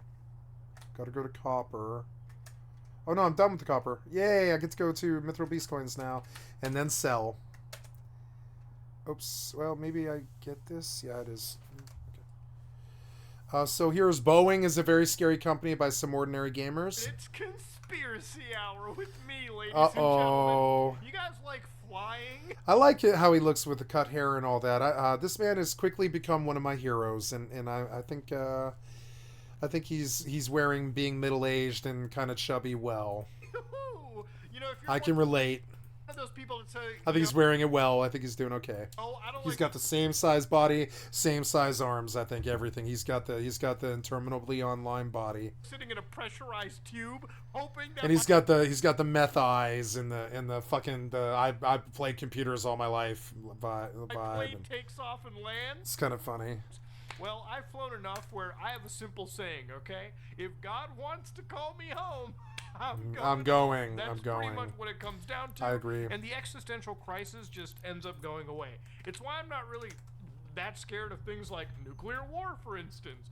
Bro, if a missile drops right now and blows my entire city, well, that's just finito, boys. That's how it's supposed to be. Because you bet your ass I don't want to be living in the post-apocalypse, dog, with that Mad Max crazy cannibal stuff going on. Drive No. active. The No. Boeing company is an American multinational corporation that designs, Warp drive manufactures, active. and sells airplanes for the consumer sector. And when it comes to the military guys, they get rockets, satellites, and missiles. So yeah, they're an American defense contractor, okay? Yeah, they have a civilian division, but they are a military complex, okay? They are a defense contractor for the United States. And by the way, they are the fourth largest defense contractor based on 2022 revenue. So to understand, ladies and gentlemen, one of the reasons we're talking about Boeing so much is because a couple of weeks ago I did talk about this company in regards to a whistleblower. And that whistleblower, John Barnett, for instance, actually ended up dying.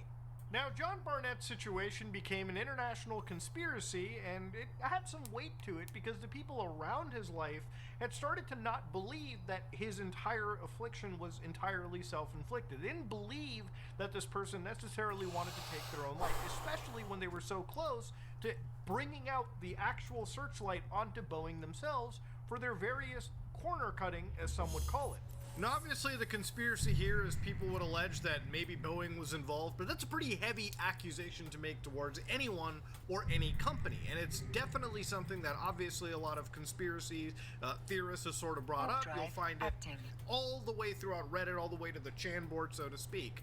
But some of the things that I was reading on about this too really kind of paints a picture of why things end in such a drastic manner. Obviously, if you looked at Barnett's history in this situation, it kind of all really began even all the way as back as 2012, when Barnett had actually, according to a lawsuit in the situation, said that upper management ignored various complaints and had told him to stop documenting them. And as a result of his persistence, Barnett said he was demoted in June 2013 and removed from management due to his unethical behavior. Now again, whether the validity of that claim is something that comes out after a case or something is settled, but this is not a situation that started a week ago, a month ago, a year ago. In fact, this started a long time ago, almost a decade ago at this point if we're to go by this time frame. And through that, obviously the amount of grinding down that can happen to an individual who is basically going up against one of the largest defense contractors on the planet, it is not a case that one would think they could win. And even if you feel like you're at the close end of it, obviously, as age comes down and as time goes on and the health of family members surrounding you starts to ail as well, I feel like a lot of these things can really end up putting a very, very bad mindset into any individual. I don't think many people are capable of being strong enough to almost survive that. So really, to me, I think of this as unfortunately a lot of bad compounding into causing this. And even if that's the case, right, even if that's the most logical solution to this, it still ultimately paints Boeing in an incredibly evil picture. For instead of focusing on their costs and focusing on their, instead of focusing on the safety and well-being and taking actual legitimate criticisms from people that they hire, instead driving them into the ground where they, I guess, allegedly are in the mindset that they are before they commit the ultimate final, decision, so to speak. Now, of course, we all can meme around and say Agent 47 is going overtime, but while this situation was shady in of itself, the problem actually exacerbated in the last couple weeks when another whistleblower ended up dead.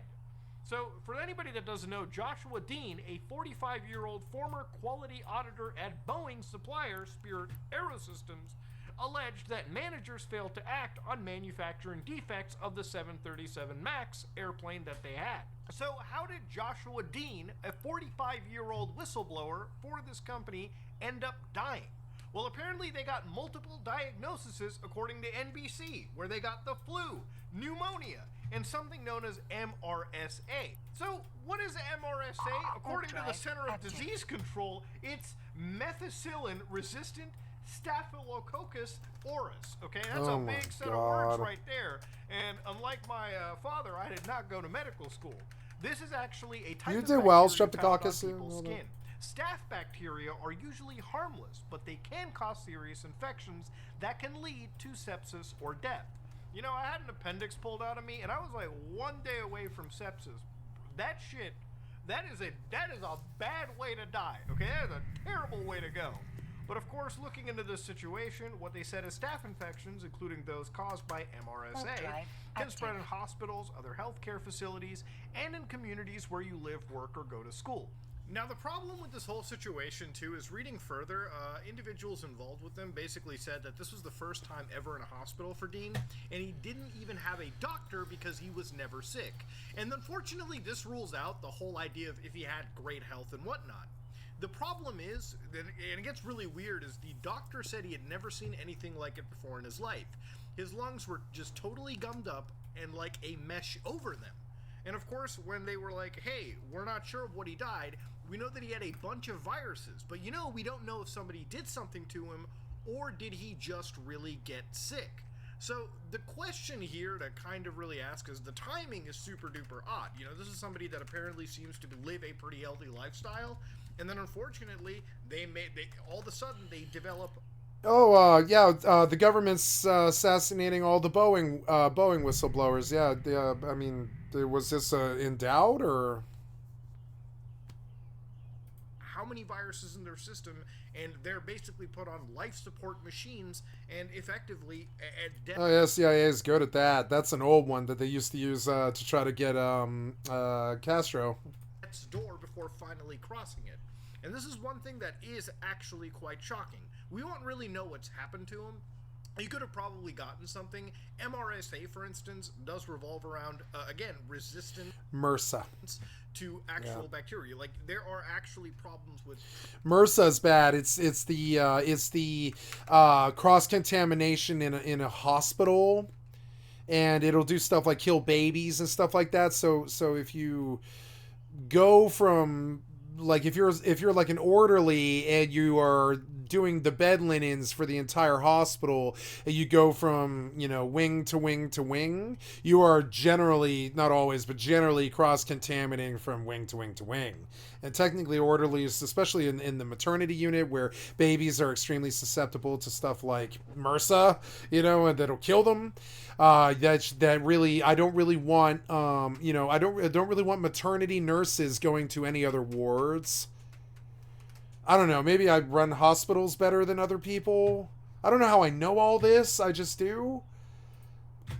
I know how I know about MRSA is from House MD, but I mean, but in how it manifests. But then anything past that is logic, right? So if you understand what MRSA is and how it spreads, which is cross contamination by just touch and air and skin and stuff like that, and you have a sudden outbreak of MRSA, which was an episode in House, which is how I know about it.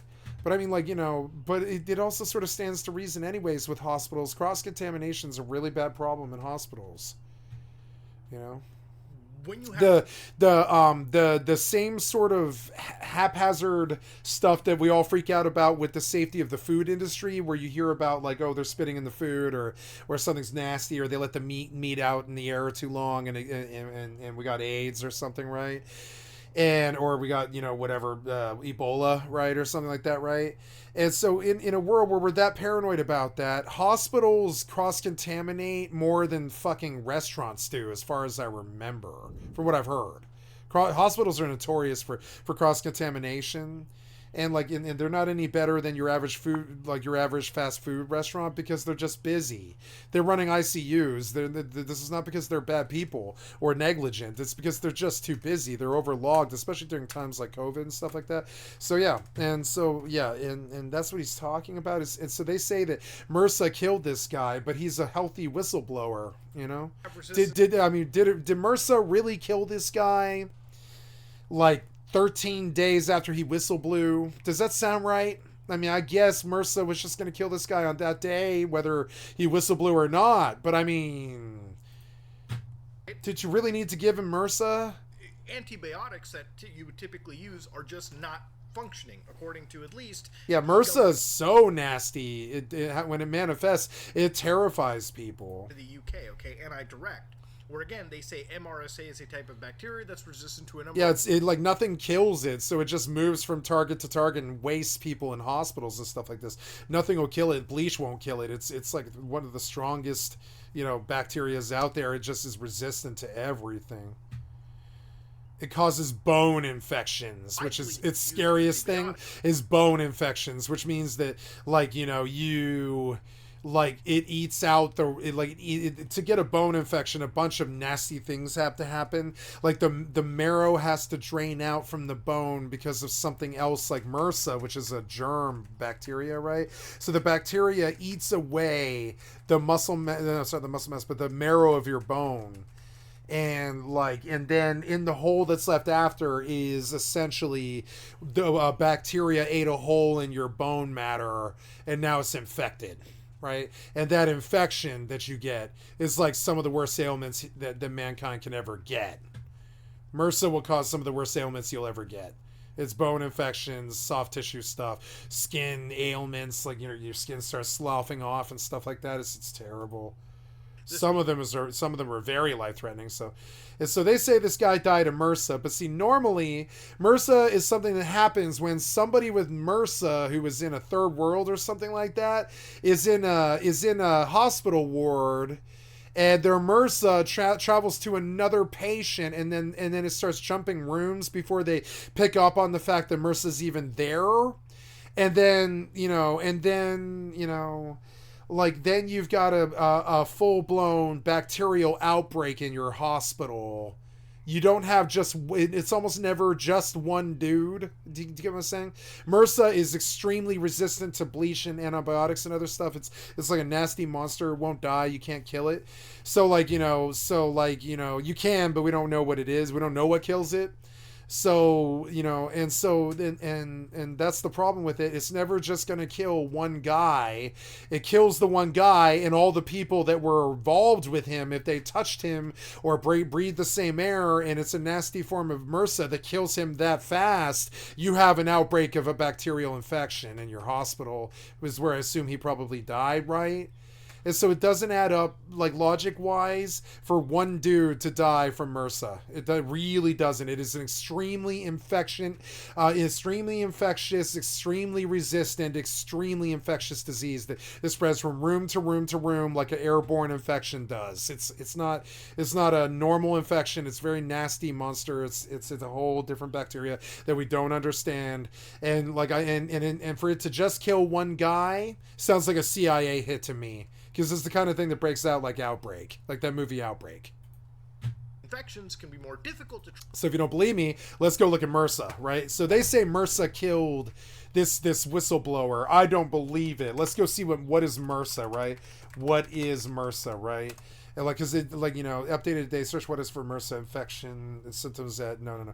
So methicillin-resistant Staphylococcus aureus, right, is a bacteria-resistant bacterial infection. Antibiotic-resistant bacterial infection. Hi. Boulder Community Health, I've been there. That's a wonderful hospital. Disease specialist at the Beacon Center for Infectious Disease. Yeah, Beacon. Boulder Community Health. Fuck yeah. Today we're going to talk about... Fuck yeah, Colorado! A bacteria called methicillin-resistant Staphylococcus aureus. So most of our antibiotics are either penicillin or methicillin, right? And so this particular form of Staphylococcus is probably some weird mutated streptococcus. It's probably originally the flu, but now it's some other crazy like mutation of a bull. Of a virus, it's just like, and then it just charges at you, and it's like a mad cow disease because you can't cure it and it kills you. It doesn't kill you, but it does nasty things to your bones and stuff that kills you.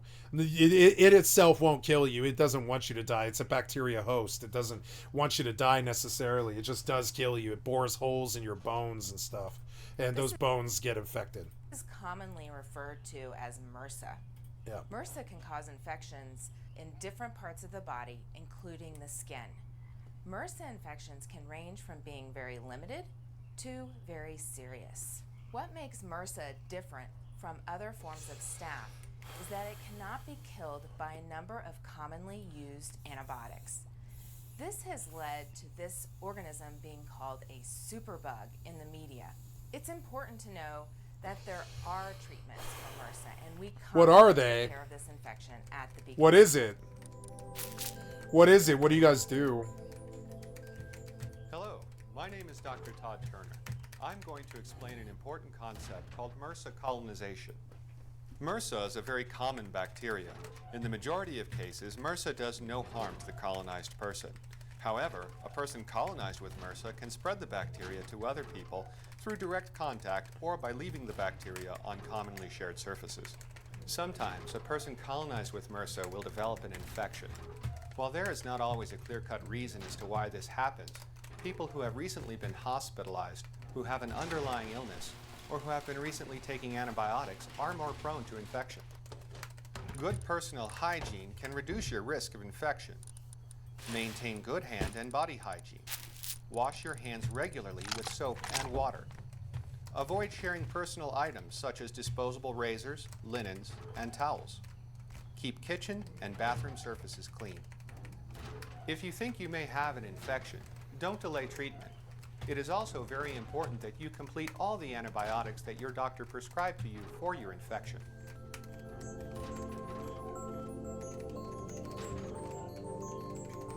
Hello, My name is Dr. Mark King. I want to talk to you about common conditions caused by MRSA or MRSA. MRSA commonly causes skin infections such as folliculitis, cellulitis, or soft tissue abscess. Folliculitis is an infection of the hair follicles leading to skin irritation, and cellulitis is an infection of the skin and underlying tissues as shown in these images. MRSA infection can also lead to the formation of an abscess or collection of pus that builds up within the affected tissue. At times, MRSA can cause serious infections such as skin or wound infections, pneumonia, or infections of the blood. Once MRSA invades the bloodstream, other structures within the body such as joints, the spine, or the heart can become infected. On very rare occasions, skin and soft tissue infections can become very severe and progress rapidly, requiring surgery or a stay in the hospital.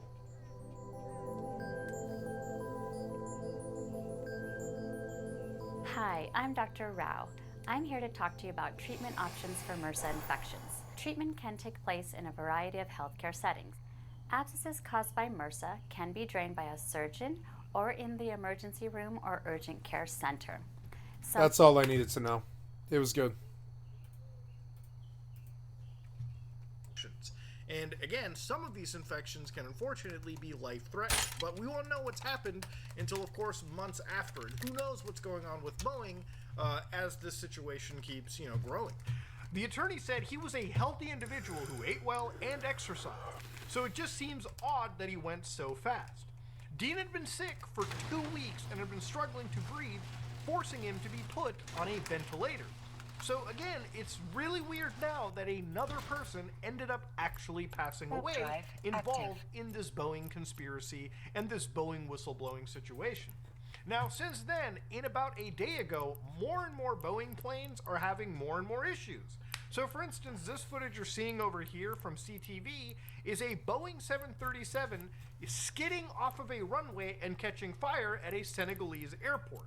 In fact, it's a situation where 10 individuals ended up getting injured, and as far as my knowledge goes, for now, thankfully, no one has died. Now, here's the thing about airplanes, okay?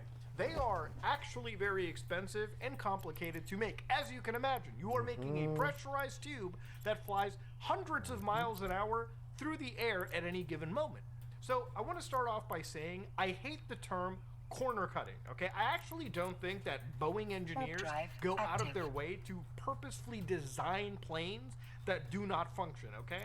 Speaking as somebody that is an engineer, and obviously engineering comes in very much different ways and shapes and sizes. A computer engineer is far different than an aerospace engineer, and nobody is denying that. But the people that work on these projects, the people that work on these products, especially products like a plane, where it becomes a life and death situation, I really don't believe engineers are going out of their way to purposefully make bad product. However, I do think bad product stems from actual executives and businessmen who want to make the most money as possible while cutting as many corners as they can. And this is a situation where the FAA and the SEC are now investigating Boeing after a pretty alarming actual thing that's been mentioned.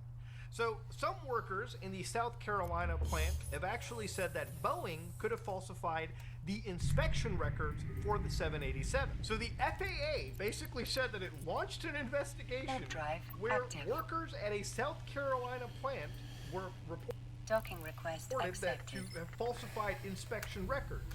Boeing said its engineers have determined that misconduct did not create an immediate safety of flight issues.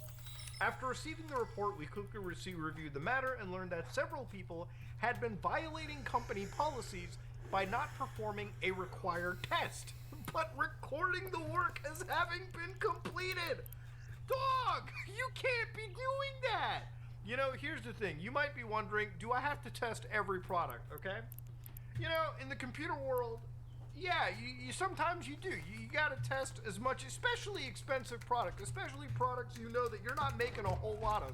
Dog, these people are making aircraft, okay? Human beings are supposed to be sitting in this. You can't have a situation where tests are not being done properly. You have to be testing. So here the SEC is jumping in and they're checking whether the workers are completing required inspections and unfortunately, if there's possible falsification of those aircraft records.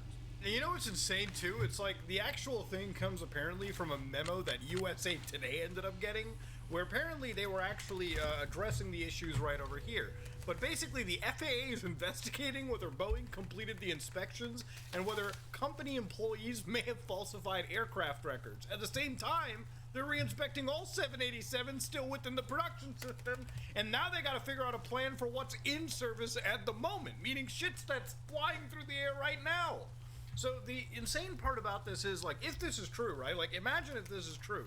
The person falsifying those records needs to be charged with fucking attempted murder, brother. You cannot be skipping testing on, again, stuff this sensitive, all right? Or falsifying records in general. It's insane that this can actually happen, and there's still no oversight that regularly checks this kind of stuff. Now, for now, the FAA hasn't told people to stop jumping onto all those 787 planes yet, but there is an actual inspection that is supposed to be taking place, and hopefully it comes back pretty goddamn awesome. Active. But of course, for every extra thing that's being tossed around, there are other issues. For instance, another Boeing 787 a day ago makes an emergency landing in Iqaluit, which is a territory of Canada, because of a heat smell in the cabin. So here they said a plane traveling from Paris to Seattle was forced to make an emergency landing after there was a heat smell in the cabin during a flight. And what brand was it? It was a goddamn 787. It had to actually divert and land just to make sure the 260 people on board were actually going to be alive. And while they said that the airline, the company involved, Air France, actually did their technical checks, it didn't even provide information on what caused the smell. So maybe it could be something that's serious, maybe it could be something that isn't, but to give you an idea, they have to land the plane because, again, even if it's the smallest issue in the world, you are obviously flying hundreds of people and their livelihoods, their life is in your hands. Now, what do we get for the price of 2 dead whistleblowers? We actually have 10 safe and sound whistleblowers. So after Joshua Dean and John Barnett have passed away, trying to speak out against this actual aircraft company, this defense contractor, 10 more individuals have shown up to actually whistleblow on this situation. Now, I want to preface for legal reasons, obviously the Agent 47 meme is just a meme and a joke. I don't believe that Boeing has hitmen going around getting rid of the whistleblowers speaking out against them, okay? There is no complete 100% proof for that. There's only 2 dead whistleblowers, okay, on one company. That's the only weird situation right now. But of course, to come back to it, there have been 10 individuals that have come out and they're raising concern. And according to the legal team, there are just 10 other whistleblowers that are out there, and hopefully that number keeps actually growing. Because here's the thing, if there is leadership at the company that is possibly allowing the fact that, you know, inspections don't have to be completed or actual corners are being cut for the sake of increasing share prices, making more money at the cost of sacrificing human lives, that shit needs to stop. And to be honest with you, I think any leadership that's involved in cutting corners on these planes should absolutely be going to life in prison. Especially since there are actually people that, again, here's the thing, if one person dies at the expense of somebody trying to save a buck or increase a share price, that person should in fact, in my opinion, be charged with murder, okay? Without their shitty involvement in trying to restrict and trying to up their money game, they have put people into harm's way, okay? Anytime I sit on a Boeing plane, especially one that is under one of these risky models, I do believe that there is a chance that I'm probably not going to make it, okay? I'm probably going to have to suffer some serious trauma if God forbid something happens to that plane. And it shouldn't even be that way, okay? It should really be a situation where these things are designed to be as safe as possible, okay? Look, last time I covered this, I made a mistake where I talked about, you know, airlines are generally more safer than driving, okay? There is a bit of a metric difference, okay? Obviously, there are a lot more vehicles on the road. And one of my mentions for that was when you're in a plane, pilots in general are far more trained. It's definitely harder to fly in the air than it is to drive a vehicle. But obviously there is, you know, a big difference in the amount of numbers that are in the air versus those that are in the road. There's a lot of key changes. It's not that air travel, from my understanding, should necessarily be far safer than road travel, but air travel, especially when it comes to the actual machines we're driving, should be safe 100%. Okay, these things are expensive to purchase. Dude, companies shell out hundreds of millions of dollars for some of the biggest jumbo jets out there. The fact that we're cheapening out on producing these is insanity. And the fact that people are speaking out about this, are dying mysteriously in some cases, is actually very alarming. And it's one of those things where, like, if we want to talk about conspiracy theories, this is about as legitimate as a spooky fucking conspiracy theory can actually be. No, no, the spookiest goddamn, like, conspiracy theory is how did 9/11 happen?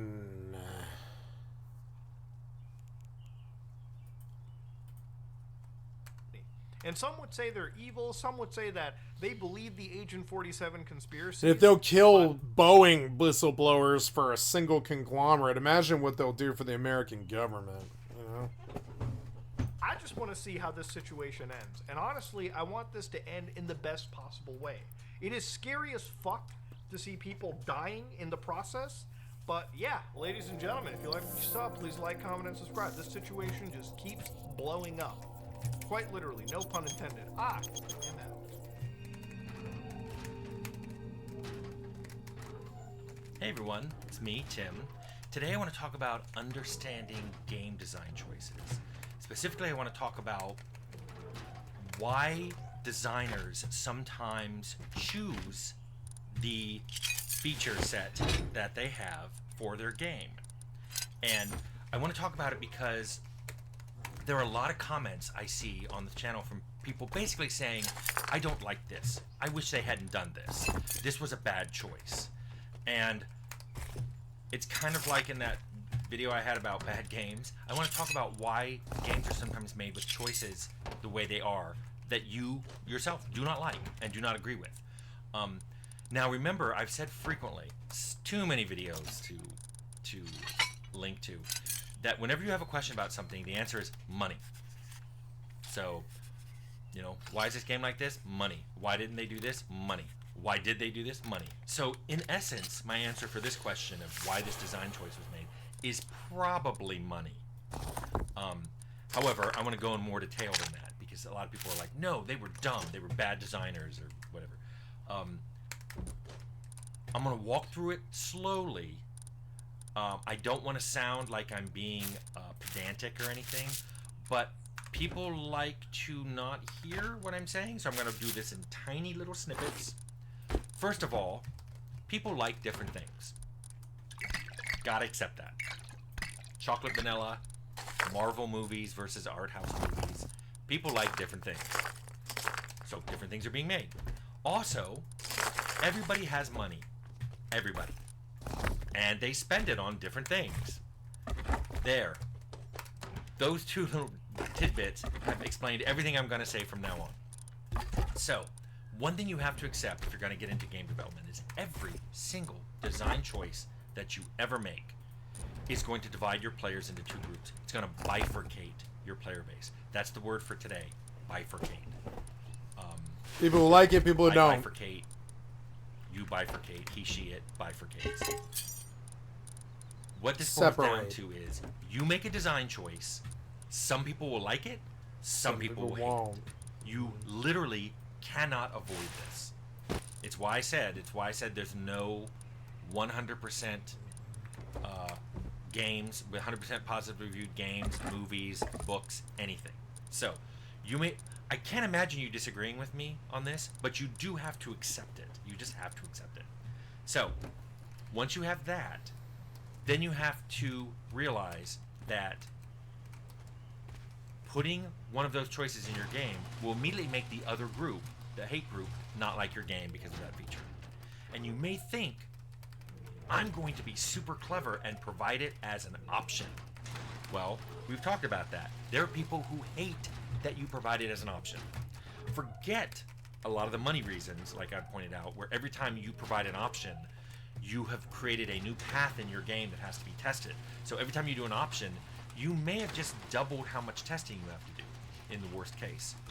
But I just want to say that there are people who out there, and people have commented on this channel, they hate when game developers provide options. They hate game options for difficulties. They provide They hate game options for quest markers. They hate game options for how skills are displayed in dialogue. Should I show you the skill being used? Should I show you what the skill level cutoff was? There are people who want it one particular way and hate all the other ways. And then if you provide it as an option, they hate it. Why do they hate it? A lot of people say, well, this is a perfect example of the God designer damn couldn't it. make a decision, so he pushed off that decision to us. As opposed to, hey, I'm big on choice and consequence. I'll let you choose. Nope, they want you. They want, like, just make a game the way you want, and I'll play it that way. But then there were a few people who even said, hey, if you give me an option in a game, I will sometimes use that option to pick a setting that I don't like, and then I won't like your game, even though I was the one who picked that setting that made me not like your game. It was very difficult for me to follow this line of logic, but several people on this channel have effectively said that. You let me save anywhere, I'll save scum and hate your game. You let me pick a easy difficulty, I'll find your game unchallenging and I won't like your game. Okay? Now, just to complete this Venn diagram of designers and choice, there is a group of people who will hate if you don't provide those options. So let me fill out that circle for you fellow game developers. If you can do something either A or B, there will be people hate if you do A. There will be people who hate if you do B. There will be people if you put a game option in so you can pick between A and B. And then there will be people who hate if you put in a game option to pick between A and B. So, boom, you're not going to get 100% no matter how clever you think you're going to be in your game's options. So, what does all this add up to? Here is the basic, simple, fundamental thing I'm saying here. You cannot please 100% of your player base with any game, with any feature set you come up with any design ideas, settings, cool mechanics. You are not going to make 100% of the people happy. I think you have to accept that. If anybody thinks I'm wrong, please make a good argument in the Nope. comments below. I think you're right. So, but once you accept that, so accept it, okay. Now you have to understand that every decision you make as a game designer you're going to have to try to piss off the smallest group. Now, I could say that nicely and say you're going to try to bifurcate and have the biggest group of players want to play your game. But what it really means is you're trying to minimize that group that you're pissing off. Now, if you out there are in that smallest group, that's why you see games that you don't like. Lots of other people like them, and you don't. You're in that small little segment of people who want a game to be a certain way. And because of money, remember I mentioned money earlier? There aren't enough of you to get that game. That's why I'm encouraging a lot of you to make games. Go ahead and make that game you want. I'm not going to say it's going to sell well. I'm not going to say it's going to review well, but that's the surefire way of getting the game you want. And those people who like games that are different than the ones you like, they're not stupid. They're not naive. They're not ignorant about games. They just have different tastes than you do. I don't know why this is so hard for people to accept. It's like they have to justify that their taste is different by saying that other people are dumb or naive or they don't know any better. No, they just have different tastes than you, and they spend money too. So everything comes down to money. It's all money. You're seeing games you don't like? Money. So the bottom line I wanted to say here is when you're trying to understand why a game has certain design choices in it, it's because many games are made that you don't like, and many games are made that you do like. And that's why you see the games you don't like, because there's a whole bunch of people out there with a whole bunch of different tastes. Oh, this guy got rated? And that's why Steam has so many games. Wow, this guy did get rated. Because there are a lot of people trying to hit all those different demographics, and you Wow. aren't in every demographic. That must have been... And that is the good and horrible thing about game development. And as a game player, you're just going to have to accept a lot of games are going to come out that you don't like, because games are going to come out that you do like. And you can't get one without the other. It's the whole darkness, light, good, evil, choice, consequent thing that I've talked about for a year now. That's why game design choices are made the way they are. And there's no avoiding it. So if you want to get into game development, understand that. You're going to make decisions that some people are going to love and some people are going to ridicule. And and you're never going to find a game decision that won't bifurcate people into those two groups. So if you're getting into game development, good luck. That was good advice. I loved it. Very good. Very good. The government is hiding billions of pounds of cheese in hidden caves underneath the United States that it is selling off by manipulating our advertising and education systems to our detriment in order to turn a profit. No, they aren't. And also, welcome to Wendigoon. Today we're going to be looking at a conspiracy theory that dates all the way back to the 1970s, and as mentioned, involves secret government cheese tunnels and manipulation of advertisements and education system for their benefit. While there is some theory crafting here regarding the motive for these actions, most of it's just plain and recorded out in the open, so conspiracy theory is a bit of a stretch. It's mostly just talking about something very weird and shady that the government does. Oh, I've known about really? this story for a long time. Wait, the government actually does this and it's confirmed? I don't believe you. Why the fuck would they put cheese underground? Because it's the one food that lasts the longest, maybe. If you put preservatives in cheese and you freeze them, they'll last forever. It lasts forever, and you can pretty much eat it. You can make a bunch of different forms of meals with it. Maybe you can, save some tortillas or something. I don't know. But yeah, I don't know. What is the theory? Let's see. I haven't covered it because I have a rule for myself that if the topic does not involve death in some way, I don't want to cover it. Call it a morbid fascination, Wow. but I just think that when something is literally life or death, it just becomes more interesting. No, that doesn't mean someone has to die per se in every topic I cover. Death just has to be like a disappearance, or like with the Akali Raft videos, the researcher thought that death was going to happen and then it didn't happen, or cryptids, like they're capable of killing people. You get the point. But after looking into it a bit further, I think I can confidently associate various deaths with this story. We'll see how it goes. This is also the second time that I have worked milk into a conspiracy theory regarding the government overlooking the well-being of its citizens for a profit while wearing this shirt. And that's an opportunity I couldn't pass up. So hopefully you decide to stick around and see what this rabbit hole is all about. The one thing I want to mention before we get started is that right now, for a limited time, the Legacy of the Mothman poster is available. A lot of you will probably remember the Legacy of the Wendigo poster that One day I will look like him. I will look like him. I will look like Jed and him. One day I will look like him. He has lost weight this year. I will lose weight this year. I'm going to walk last night. I'm going to walk today.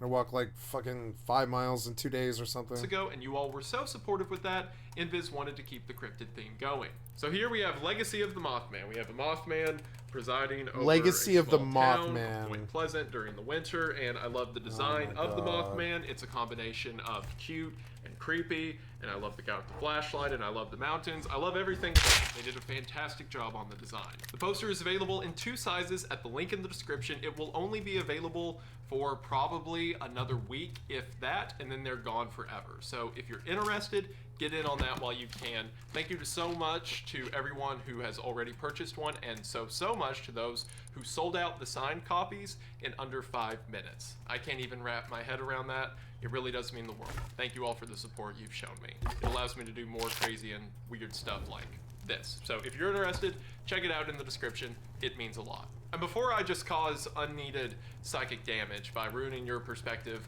of childhood cafeterias and commercials, let's talk about something that can actually help you for a sec. Not that I don't want to hurt you, but we have to keep it balanced. Before I continue with information that's going to have absolutely zero positive effect on your life, let's talk about something that can actually help you, like today's sponsor, Aura. I'm sure we've all used our name, email address, and password across the internet without really thinking about it. And while it can certainly be convenient and fun to throw your personal information onto the web, it's also dangerous. I mean, recently AT&T released that over 73 million people had their information just dropped onto the dark web. And everything they recommend to keep that from happening, like strong passwords, monitoring your account activity, and fraud alerts, are all taken care of by Aura. Aura will expose data brokers that are using your information and send them opt-out requests on your behalf. Anytime you use your info online, there's a chance that some of that information can fall into the hands of telemarketers or scammers or junk mail listers or what have you. And the data brokers that hold that information are legally required to let it go if you ask them to. However, the process can be very tricky and convoluted because that's what keeps the scam going. But now Aura is here to do the hard part for you, because not only will it automatically scan the internet to find if any of your information's in the wrong hands, but with the press of a button, they'll send an opt-out request on your behalf. Not only does this make your information more secure, but it also opts you out of things like telemarketer calls or junk mail lists. Or it even monitors your email and passwords to see if they were a part of a data breach and then gives you advice on what to do from there. In preparation for using Aura in an ad, I ran a check on my email, and lo and behold, my information had fallen into the wrong hands, and Aura helped me get that cleared up. So they've already got my vote. On top of that, the Aura app has a VPN, a password manager, real-time credit and identity theft monitoring, and malware protection. The Aura app even has family tools like monitoring screen time or preventing harmful websites from popping up. Aura is pretty much every internet safety tool you could ever need in one app. The internet can be fun and important, especially when you use it to watch a college dropout talk about cheese tunnels. So have Aura put your mind at ease and let College them worry about all dropout. of the bad, so you You're can better get than back that, to what's Wendigo. good. Speaking of good, there's never been a better time to get in on this offer. That's because if you head to the link in the description at aura.com/Wendigoon, you will be able to try Aura for 2 weeks absolutely free.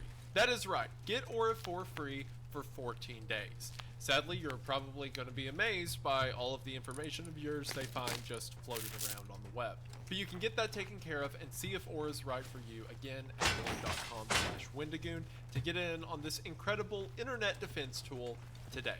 Thank you all so much for watching the ad. Thank you so much to Aura for sponsoring the video. It really does mean the most. Hope you all check them out. Link is in the description, and we are back to the video. We are going to go ahead and get into it, but as always, thank you for watching. So the reason this conspiracy and cheese caves and all of Thank you, Wendigo, for the excellent content from your stream. I've liked and sub to your channel.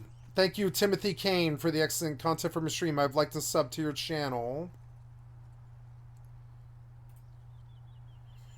Hey, and everyone. we It's me, did Tim. SOG, but I'm gonna check. Yeah, we did SOG. So okay, go back.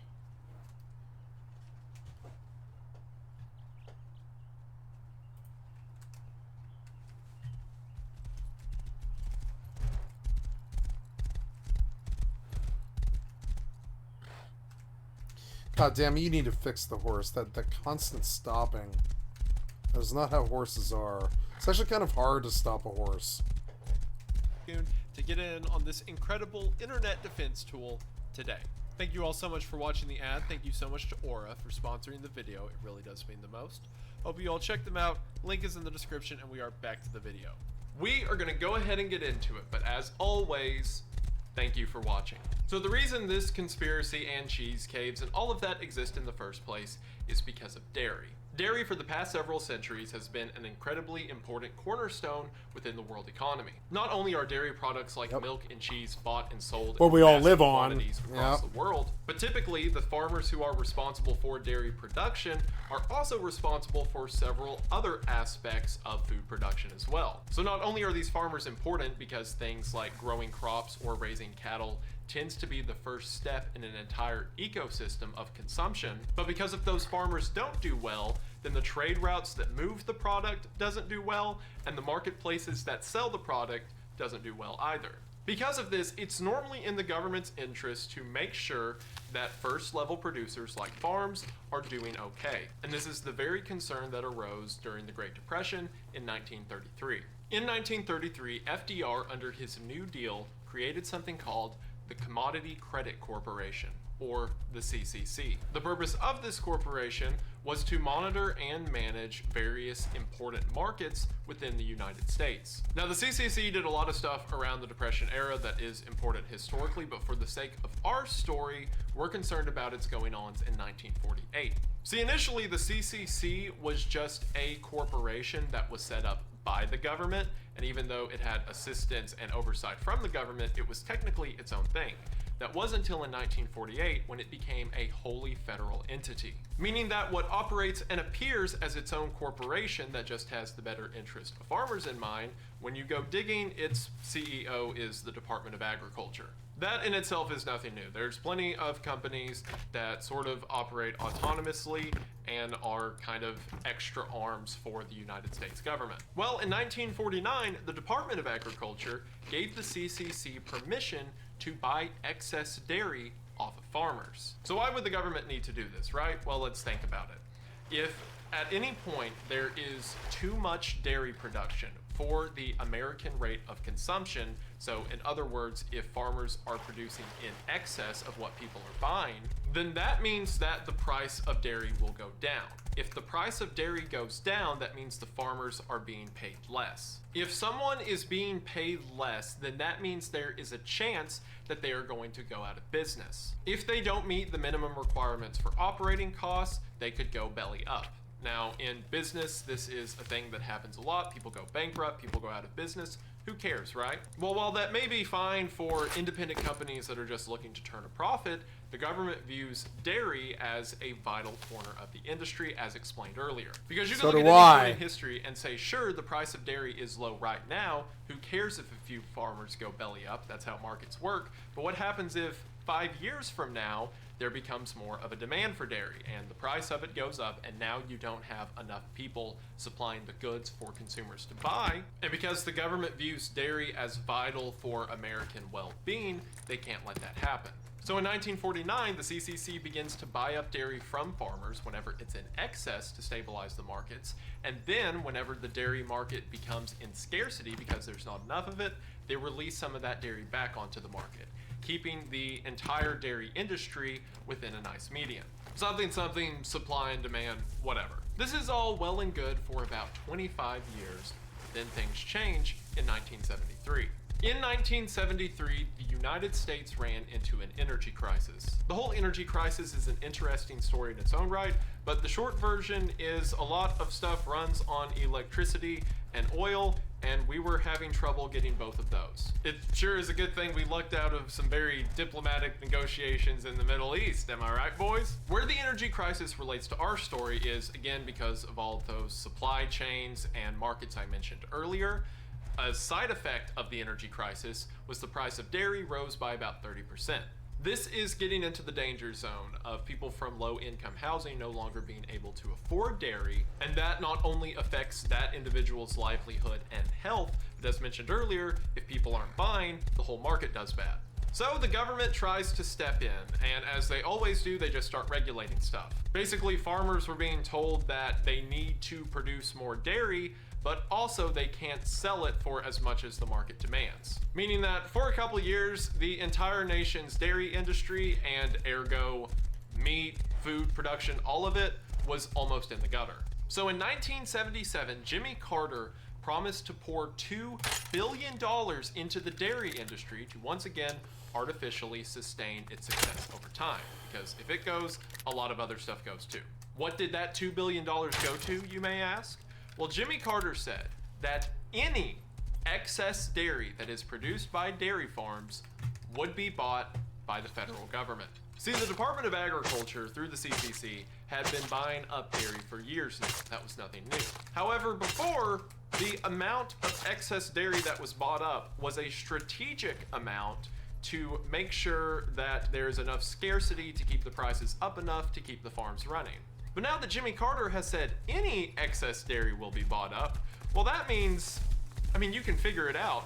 Because the farmers who were previously afraid of producing too much dairy, because, if you produce too much, not only are you flooding the market, but also you are raising your cost of production, you are buying more equipment, more farm hands, more cows. Those guys who were afraid of overcommitting are now being told whatever amount of dairy you produce will be sold. So do the math. If you're a dairy farmer or someone who's merely considered the concept of maybe one day getting into dairy, how much dairy are you going to make?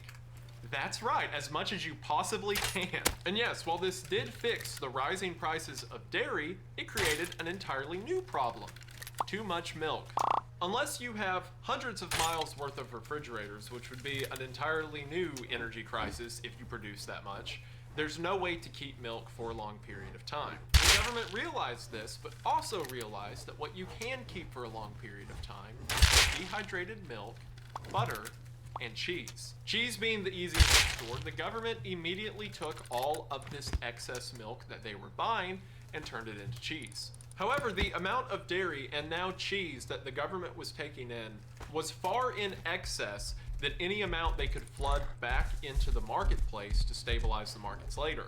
So the government just had to keep buying cheese and holding it. Where did they put the cheese, you may ask? Well, pretty much anywhere they could find it. They used old warehouses, old bunkers, old storage facilities. The largest facility and the most famous one that this video is titled after is near Kansas City, Missouri, near Interstate 435. There was an underground limestone cave that was naturally cool all year long. So they turned it into a giant cheese storage facility that holds hundreds of millions of pounds worth of cheese at a 36 degrees Fahrenheit temperature, and yeah, they just leave giant wheels of cheese in there. And hundreds of millions of pounds is not an exaggeration. By most estimates, around 1980, the government had stored about 500 million pounds of cheese that it couldn't do anything with.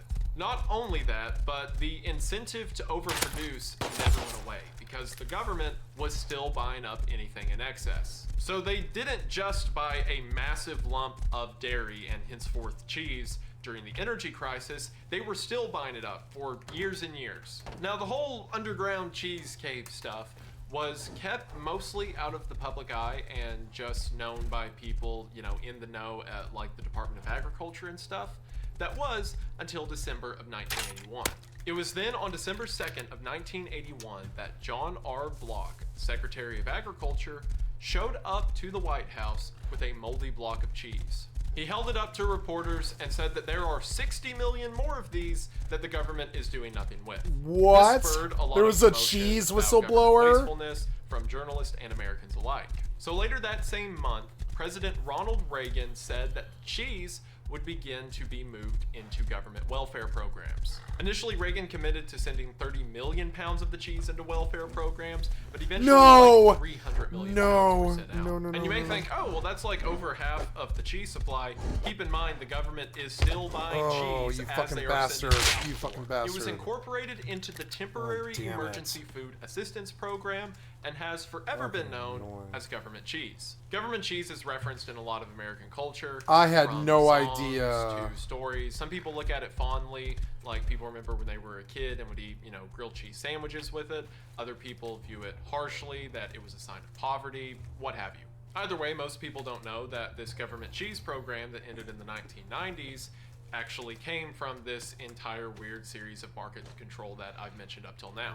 Aside from that, the government continued to buy up dairy from farmers until I got rated. 2014 Okay. when the program ended because the markets But they kinda didn't figured take themselves out. And you may hear that and think, anything. oh, okay, does that mean that they ended up giving away or running out of all of this excess cheese? No. Oh, they The did same rate it. storage facilities Okay. that now managed by the USDA, rather Okay. than having 500 million They pounds didn't worth of take cheese it in all? them, now have somewhere around 1.4 billion pounds of cheese in them. But in spite of that, the government isn't buying it up Why anymore. not take At it least not all? to the same The degree they hell? were previously. They still buy it up for things like school programs or disaster relief funds, but not to the same degree or the promise of any excess as they were before. So why did the government quit buying it up all of a sudden?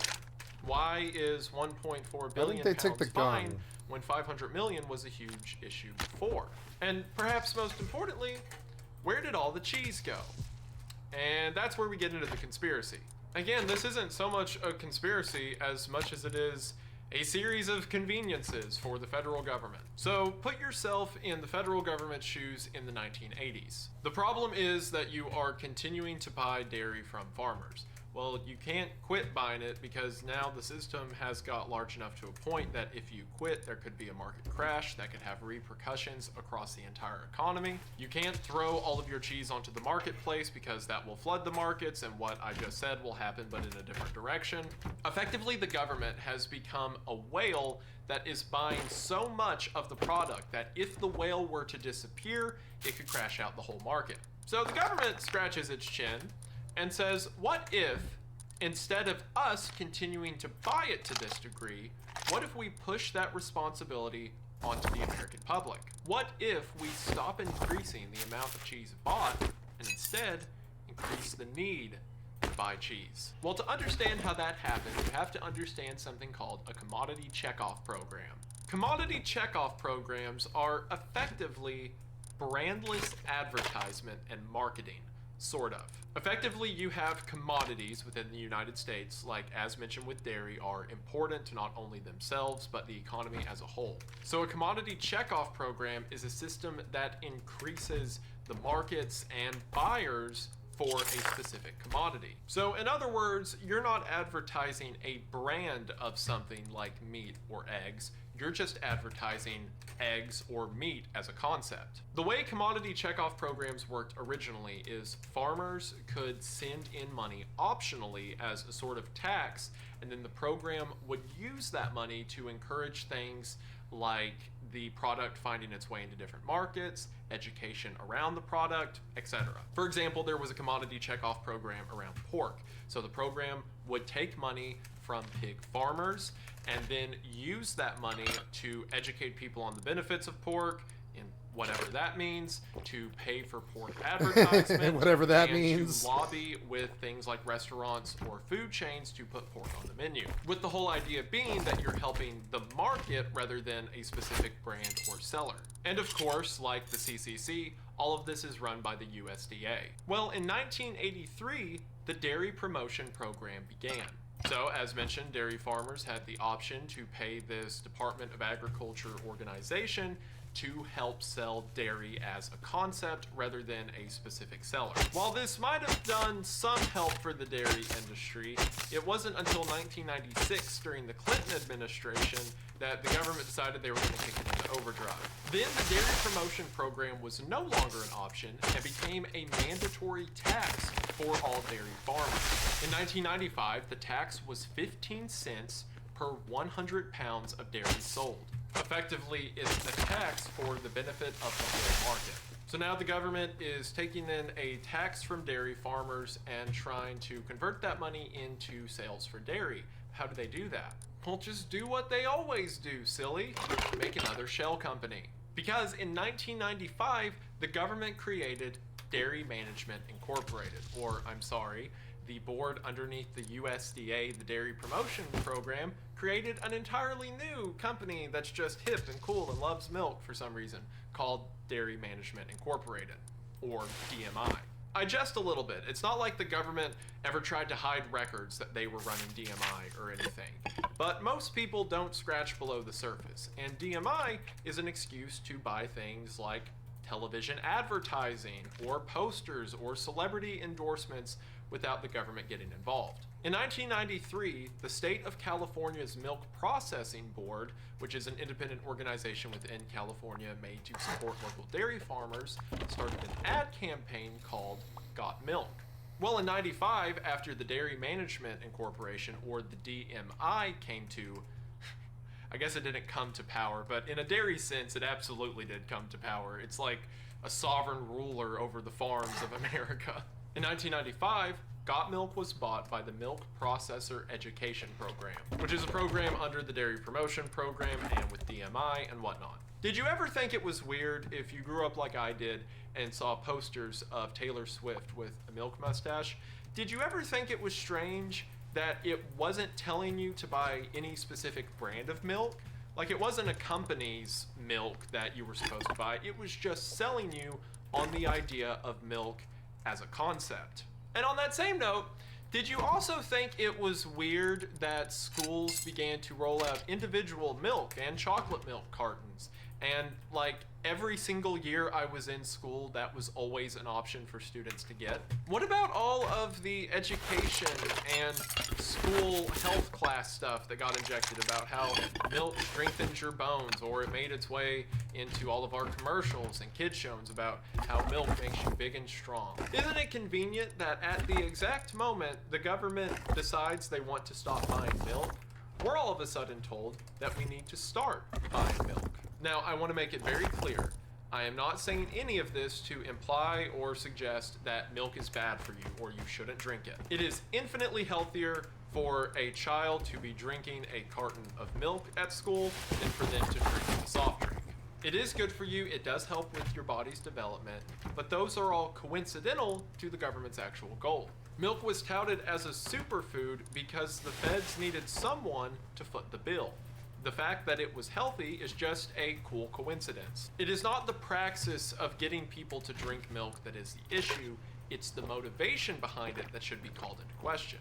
And if you want evidence for that, just look at cheese. DMI is most well known for their influential status within the cheese market. So a lot of this money that goes into DMI from dairy farmers, as mentioned earlier, goes to effectively lobby cheese onto the menus of various restaurant and fast food chains.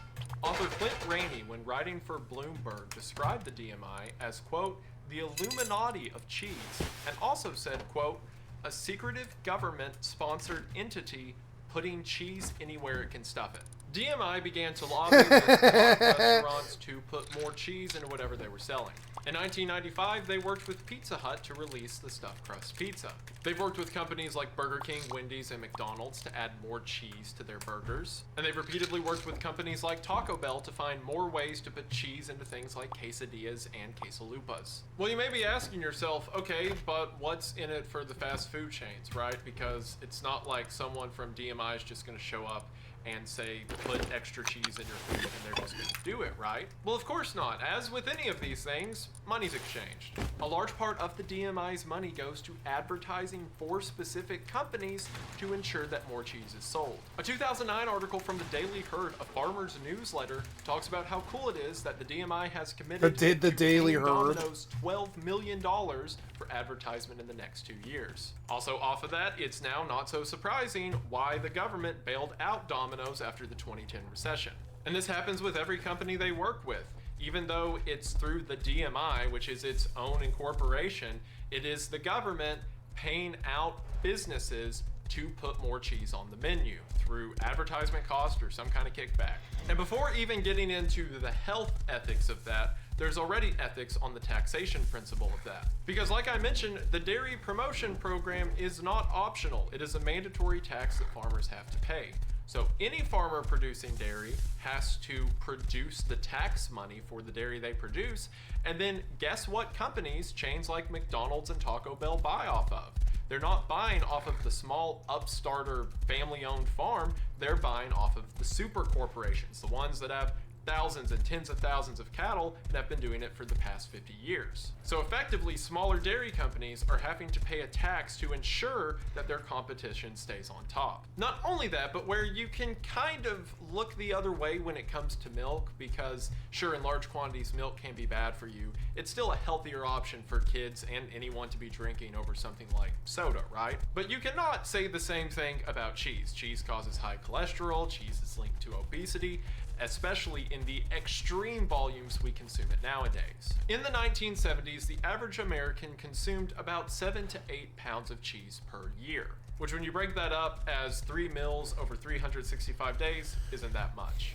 Compare that to the modern age, where it's estimated that the average American consumes about 41 pounds of cheese per year, or as a country, 13.5 billion pounds of cheese. And while that is an absurdly high number, that is still per capita lower compared to countries like Italy or France. The rate Americans buy dairy from the 1980s to now has actually fallen to about half, but that doesn't matter because our rate of consuming cheese has more than quadrupled. And Dairy Management Inc., the company that is not the government but also definitely is the government, had a large hand in that, encouraging pizza chains to put more cheese on their pizza and also follow every menu at any fast food chain to add cheese in some different way and name all their foods I cheesy always or wondered with about cheese, this. Why and is there make cheese schools on roll out pizza everything? parties I thought every it was a week to pro sell more Wisconsin thing. cheese. Remember all those Pro that you just thought Wisconsin. were fun and had no underlying motive? Sorry. Remember how at the beginning of this video 500 million pounds of cheese was a problem, and now those same facilities have 1.4 to 1.5 billion pounds of cheese in them and it's not a problem? Well, that's because about 300 million pounds of that is actual government property used for disasters, school efforts, whatever.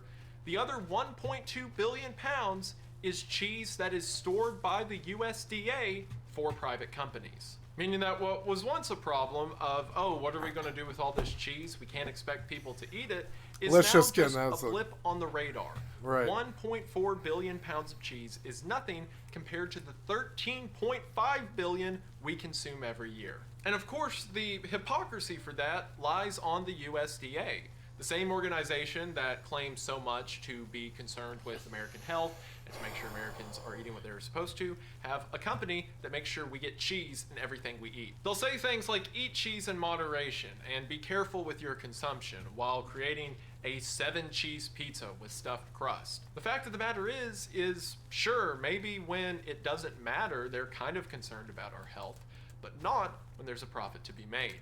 And the government, instead of changing regulations or the way they handle products and consumers, simply foots the bill over to us and tells us to do what they always tell us, just buy more. So congratulations, the country's been psyoped into eating cheese. What do we do now? Well, the solution is what the solution is anytime there's a government issue.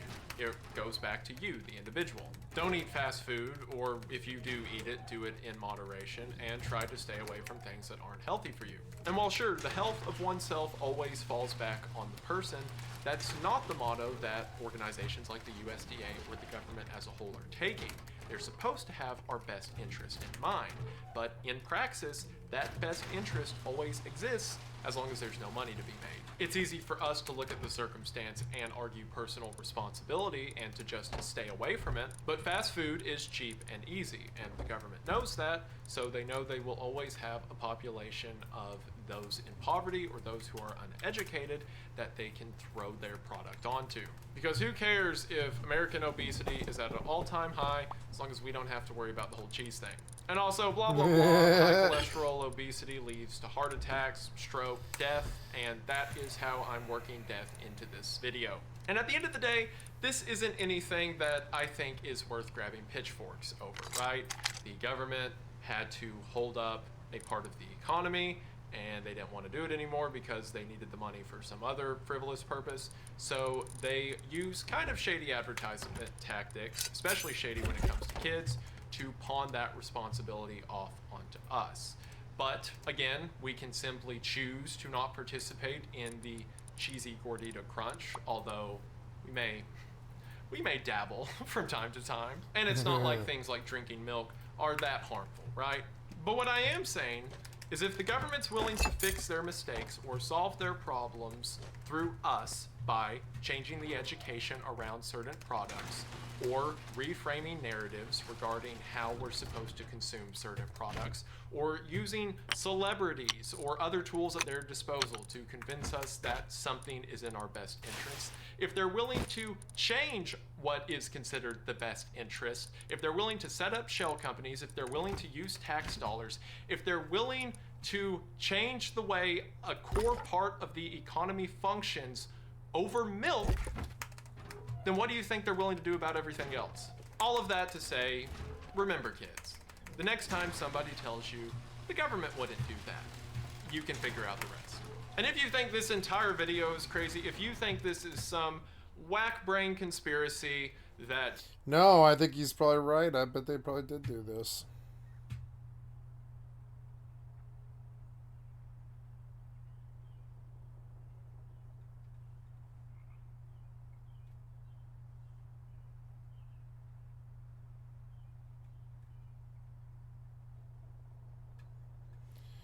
So this was good. It was a good pick off the main screen. Get me off this page. It's like all glitchy and it won't load right. What the fuck's your problem?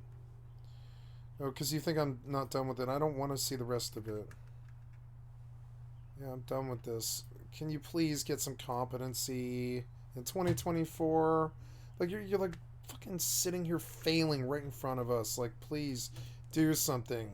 Yes, please, something. Do it now. Go. Close the tab. Close the player. You suck. Let's go. You are taking forever.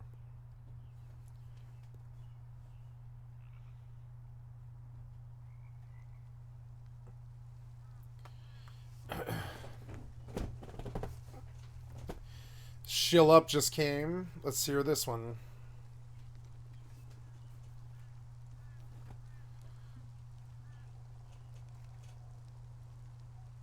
Wow, can you even load a video anymore? Try again.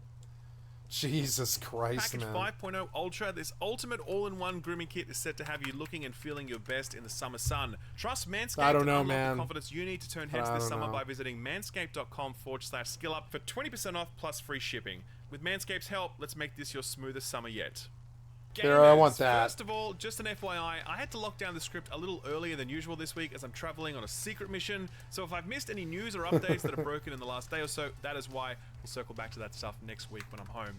Outside of that, it's been a pretty huge week on the channel. 2 reviews last week and 2 editions of This Week in Video Games, including the special bumper edition devoted to the Xbox stuff. Even though I uploaded that a few days after the Xbox news had broken, I still knew I'd be missing some stuff by the time that video went live because that story was moving pretty quickly and new revelations were coming to light, and of course we hadn't yet had an official response to the reactions from the Xbox triumvirate, Phil Spencer, Matt Booty, and Sarah Bond.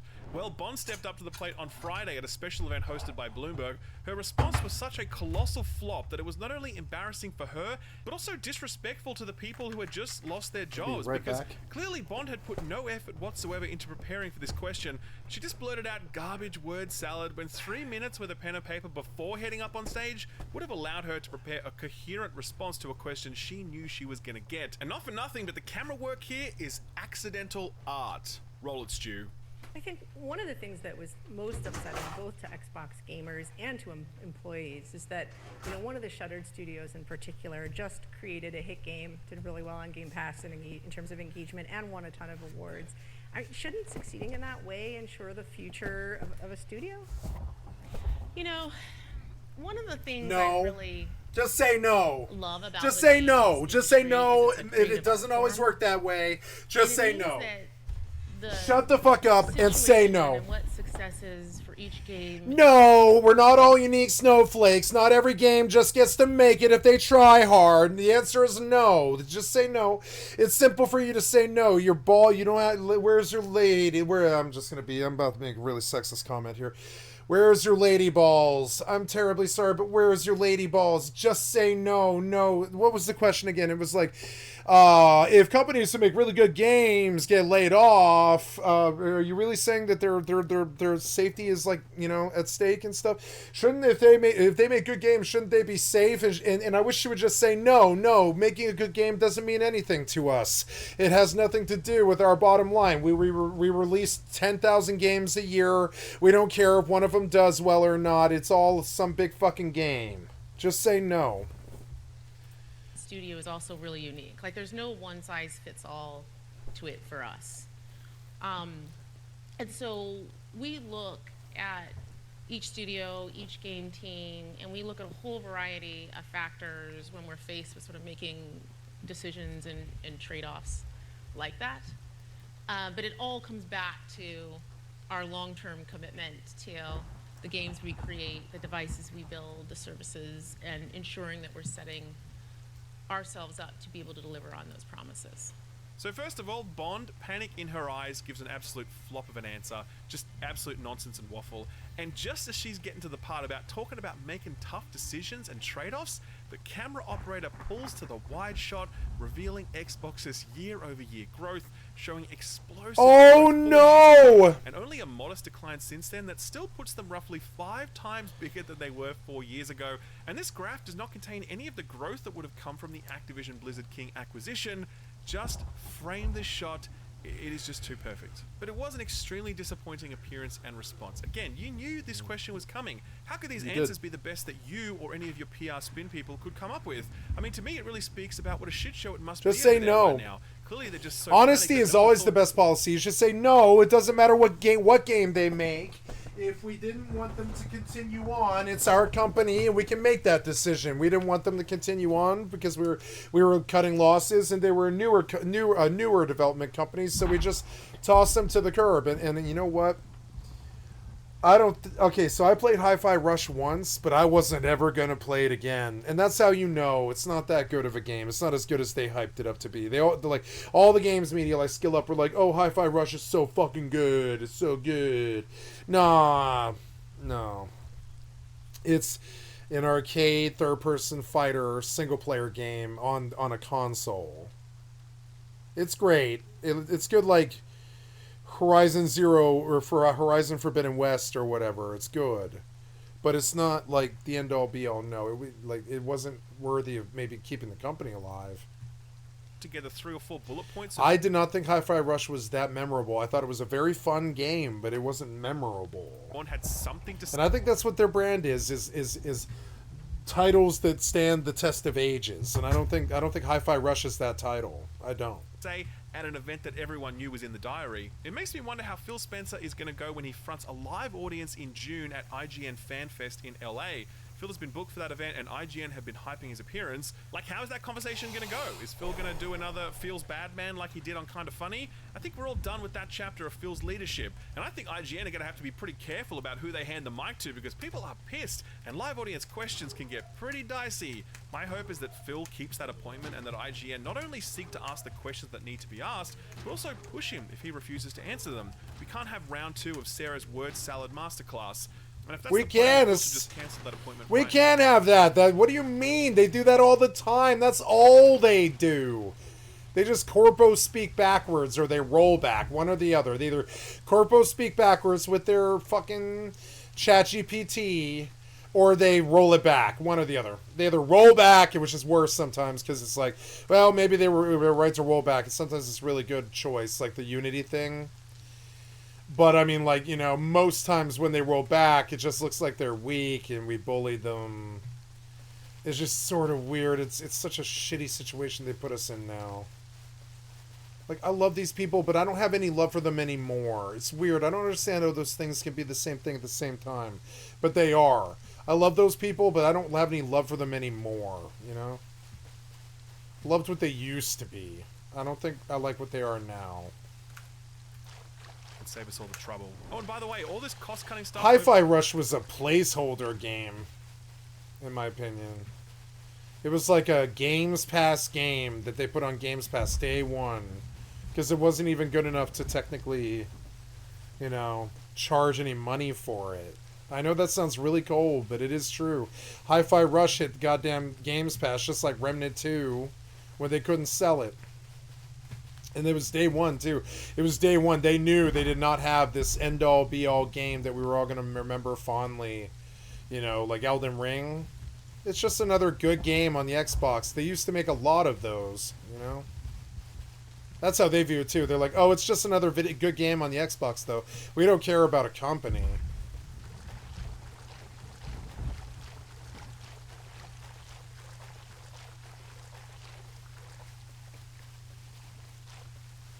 I should have left the white horse there.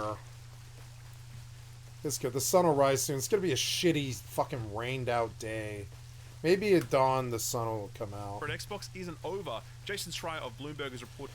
Why did you think Redfall was going to save your fucking console? Did you guys even play that fucking game? Why did you let that game launch? Did you think we were just too stupid now? One of the things I think about the corporatocracy is that... Or the meritocracy is that... They think that we're stupid now. We're just a bunch of cheese swilling morons. And I think it's actually the other way around. If those morons, they're the morons. If those morons thought that Redfall was going to go fucking live without the fucking reception that it got, they don't deserve their company anymore.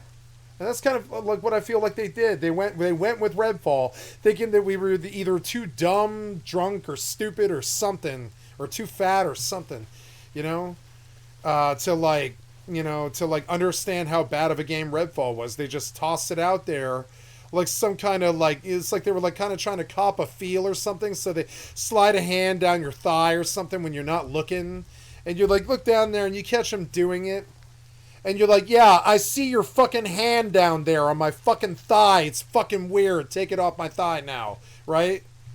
And there's that terrible moment where they tried to just push something across that wasn't gonna sell, it wasn't gonna be a kind reception, it wasn't gonna be, you know, and I resent them more. I resent Xbox more now when it comes time to come support them. I think back about that Redfall trick they tried to play, and how Xbox and Bethesda and Microsoft and fucking Sony and all them are all basically the same company now. But they all just basically play, they all dance to the same drum, and it's like weird. So now, like, I'm supposed to forgive Xbox and forget and hope that they stay alive, but I remember you trying to stick me with how malicious it was when you tried to stick me with Redfall. And then you bombed the company that made it rather than admit that you were the ones who, you know, went with that gamble, and yeah, we caught your hand on our thigh, and we were like, no, this game sucks dick. Stop trying to push stop trying to push boundaries on what you can get away with when you're trying to rip us off, you know?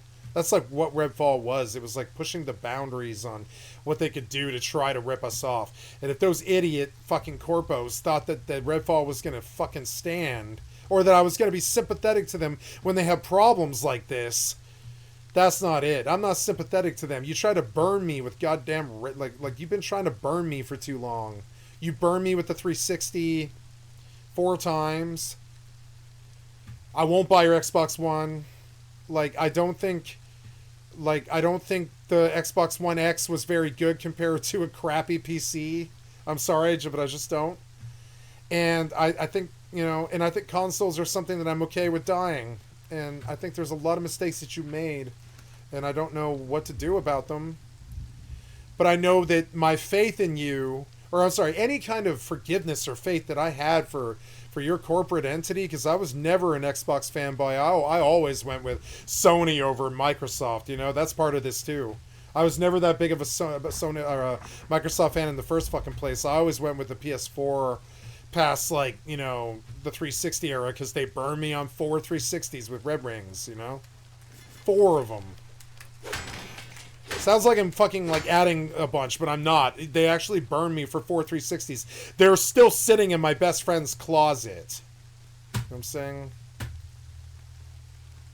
Like, they're still there. Like he's got a collection, a box full of red ring 360s to help us all remember not to trust Microsoft ever again, you know? Jesus fucking Christ, and I wish I was kidding, you know? So time comes, and I think back of all the cool titles and the Battlefields and all this, and I'm like, cool, it was fun, great, thank you. You know, I'm grateful. But what have you done for me lately? Games Pass is cool, but you don't put any games on it. Like, I really would say, like, if Games Pass was cool, it would have the entire goddamn Xbox catalog on it, which is what I believe you want to do, but you can't, because you put your fingers in way too many pies, you know, way too many. And so now you got all these publishers and all these devs and all these fucking people and all this infrastructure that you don't have the money for, and you failed the last bit crucial 5 decisions or something like that. I was supposed to have sympathy with you, but I think about all the times that you burned me, you know? And I'm repeating myself. I think I got my fucking point across. I think about all the times that you fucking burned me, Xbox. You straight burned me. So now I'm ready to burn you. This is what happens. You fucking corporate meritocracy stomp all over us with your fucking red rings and your fucking bad consoles and your, you know, your console exclusives and your fucking DLC and your, you know, your loot boxes and your fucking Blizzard acquisitions and your, you know, You just leave a bad taste in our mouth and stuff. That's all okay. Frankly, all that stuff's okay. We used to just chalk that up as the dirty business of running an industry, right? All the way up until just recently. I used to chalk that up as running it all, as, you know, chalking it all up as the cost of business for an industry. Sometimes the industries get corrupt. It happens. You know, I just chalked it all up as the cost of doing business. You're still giving us all these great games sometimes, you know? And, like, I just want to forgive you for it, right? But then you add in that you burned me for like 10 years in a bunch of different ways for thousands of dollars. And my sympathy for your little debacle here where you laid everybody off and fucked everybody is sort of gone. And I don't care what happens to Phil Spencer and fucking Xbox. If you didn't burn me on fucking Red Rings and, you know, console exclusives and shit, and if that Games Pass was actually worth spending any money on, instead of the crappiest free games that you can't shovel on the poor unsuspecting kids to still buy your product and all this. And I'm just like, you know, I'm okay without you now. I'm okay. It's like a bad breakup. Like, yeah, like goodbye Xbox, you know, like I don't think your Games Pass was good enough for me to stick around. Like Ultimate's good, but it's not amazing, you know. Ultimate's good, but it's not amazing. It's a really amazing thing, Ultimate, but I think you should have been throwing all of your energy behind that. I didn't need a Hi-Fi Rush. I didn't need a lot of the things that you did this year. I did need Ultimate to be good and include the entire Xbox goddamn catalog. And I'm sure Phil Spencer's thinking that every single goddamn day, but the reality of making that happen is zero because you got too many fucking fingers in the developer pie. You can't consolidate. You have too many corporate fucking trademarks running and too many copyrights and all the stupid fucking corporate bullshit that you guys do. And all the lawyers and all the returns and Cyberpunk and all this crap, right? And like, honestly, if you think Cyberpunk is such a good fucking game, right, you still think Cyberpunk is such a good fucking game? Then put it on goddamn Games Pass then. And here you are trying to fucking, like, promote CDPR and still get them to make $60, you know, $60 a sale on CDPR when I wouldn't even play CDPR unless it was free on goddamn, Cyberpunk's, like, new DLC unless it was free on Xbox. You didn't even do that. And it really seems like, you know, and I know that CDPR is Sony's little fan company. It's not really an Xbox entity as much as it is a Sony one. But I mean, like, I don't know. How good is Game Pass if you don't even have Cyberpunk on it or whatever? You know? You need a tech demo for that Cyberpunk, and it's your ultimate Game Pass. And I can't, and like, I think of the graphically intense games that came out recently, then they're all on the Sony. All of them. Spider-Man 2. Addition to the 9th. Horizon, you know, all the Triple Anus Marvel games, all of them were beautiful. Like, I think all... Oh, what's this? Uh-oh. Go. Ah, why am I being shot at? No, go. I want to get back to that base and, like, do, like, 5 minutes of farming and just replace everything they stole in 5 minutes. I don't think these guys are very smart. The plays that they make are goddamn worthless. Like, I swear to God, if this kid was on a football game, was like a player in a football game, 4 picks. You know what I'm saying? There'll be 4 picks that game. These guys, they don't use good strategy. They make dumb plays all the time.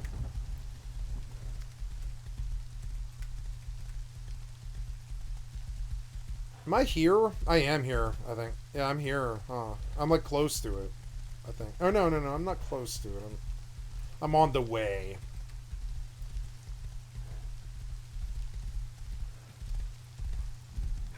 What if I can find that white thoroughbred again? I doubt it. I think I left it somewhere dumb. I should have just left it at the base and, you know, got it when I came back. It's like a farm. I came out here with tools, but I've not really seen much stone metal stuff, like, standing out that much. There's a stone node. Let's play the video. and the recent round of studio closures, Xbox is also offering voluntary redundancies to people throughout ZeniMax. He also ominously adds, quote, others across the Xbox organization have been told that more cuts are on the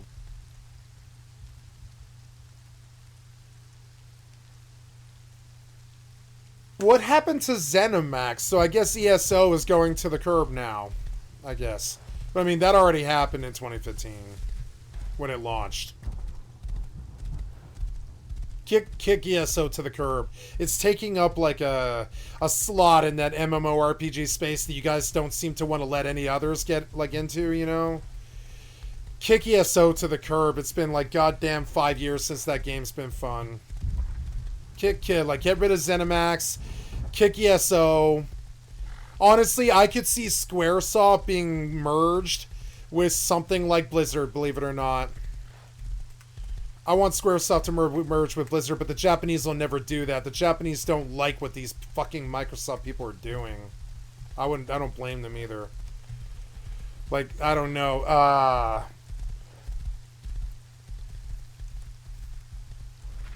But honestly, I think WoW's best solution is Final Fantasy 14, and I think Final Fantasy 14's best solution is goddamn WoW.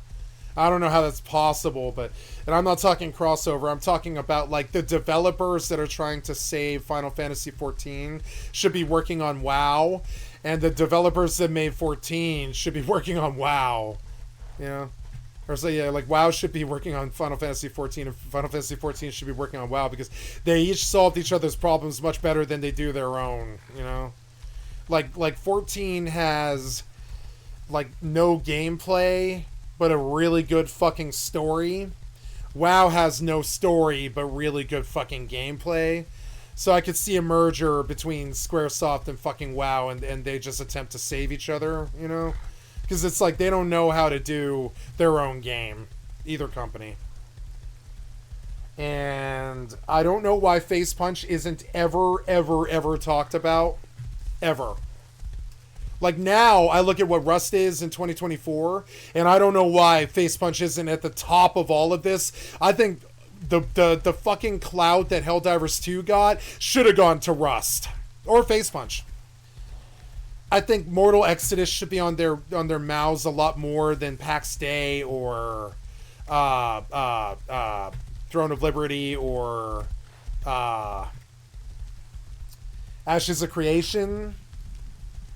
And I think there's a really big future. I heard Duntel about a Minecraft server yesterday that was just perfectly fixed for Ultima Online combat. And I was like, oh, why not?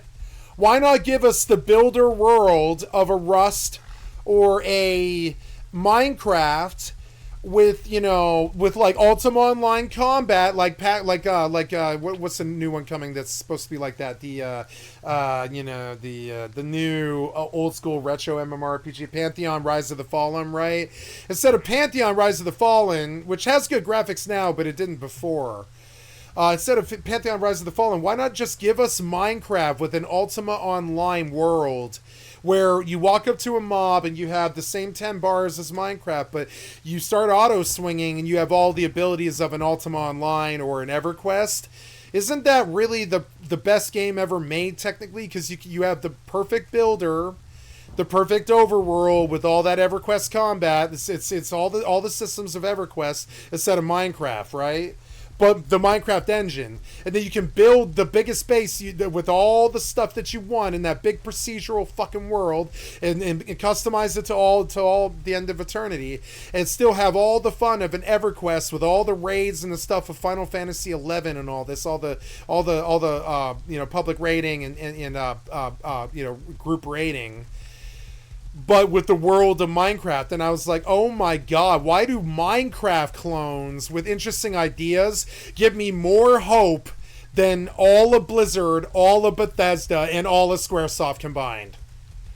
That gives me far more hope. I'm like, oh yeah, well, what if we just make Minecraft into Ultima? And then we've got, or Rust into Ultima, right? Why can't we make Minecraft and Rust into Ultima, or even Gary's Mod or something like that? Or just give us a new Unreal Engine game. Give us a Fortnite creative that's actually good. It has a world like Rust where it has like a structure that's done by Epic. But let Epic fix the world, I think, or fix the video game industry. I don't know what the solution is, but you guys aren't doing the depth of a good game anymore, and it's cost you the industry. When a Minecraft game with Ultima Online combat sounds deeper than all of Microsoft, all of Blizzard, and all of Squaresoft combined, you have a serious fucking problem with the other side of your industry. You have theme parks this industry. It couldn't afford it. I think you need EverQuests and Minecrafts. I think you need them. And I don't think you build them, you know? I think you build Hi-Fi Rush, which is, in the end, a cel-shaded third-person single-player action game. It's not revolutionary. It's not. And you mourn over the loss of Hi-Fi Rush, and I'm like, dear God, why? The game had zero depth. It's got the depth of City of Heroes in 2005. Dear God, why? Like, whatever, you know? It was a pretty game, and it had good frame rate. It was fun as hell to play, and it's a great controller game. But, I mean, it's just another good game. It's, you know, just like they think of it as they cut it, you know? It's just another good game, that's all, you know? So, yeah, and so now I'm looking at things like Vintage Story and this Minecraft mod to save gaming, the way that you know, like kind of how PUBG sort of morphed into Fortnite, PUBG sort of warped into H1N1 or H1Z1, and then morphed into, like, you know, to like PUBG, and then into, you know, all the other ones, right? Like DayZ, Rust, Call of Duty Warzone, etc., Fortnite. And that's an example of how a really crappy fucking game at the start of it with a lot of really good ideas eventually, which is PUBG, right? Eventually became Fortnite, right? And you look at the difference between PUBG and Fortnite, and it's night and day. But I mean, like, you know, but I still think that those games deserve a place in this market when a lot of these other games don't, because they still took risks, and they still provided depth, and they still, like, opened up, like, stuff that was revolutionary, like battle royale or whatever. And no, I'm not saying make another battle royale. I'm saying that your repertoire of late has been terrified to take chances, and I think you have painted yourself in this corner in the industry as developers, where unless you take chances, we won't buy your game anymore. Like, we all knew that Elden Ring was a chance, because they were trying to open world Dark Souls, you know? We all knew it was a big chance. Big fucking gamble. So we all showed up in droves to see what would happen. And they did not disappoint us, and it was great. And that's why we still think of, as you know, as certain games like Disco Elysium and Elden Ring and, you know, Half-Life 2, that all took amazing risks that dominated the culture and produced 10 to 20 years or even 30 years of good shooters. You know, without Half-Life 2, we wouldn't have Call of Duty Warzone or Fortnite. So, you know, you got to go back and say that Half-Life 2 is the greatest game because it took risks, you know what I'm saying? It is sitting top 5. It's like the greatest game. It's like the greatest shooter in the top 5. And so, you know, without those risks, somewhere along the line, you decided you were going to sit back and rest on your fucking, like, lazy asses and, like, rest on your laurels with that production company of a publisher's house instead of a development company that you morphed all these companies into. And Squaresoft became a publisher as opposed to a developer, which is just a goddamn crime. And I don't know, like, you know, I don't know. I look at what you did to us, and I think, like, why should we trust you? You have harmed us too much now, you know? We trust Minecraft fucking modded experiences more than, you know, more than goddamn GTA 5. That's ridiculous. You know what I'm saying? I trust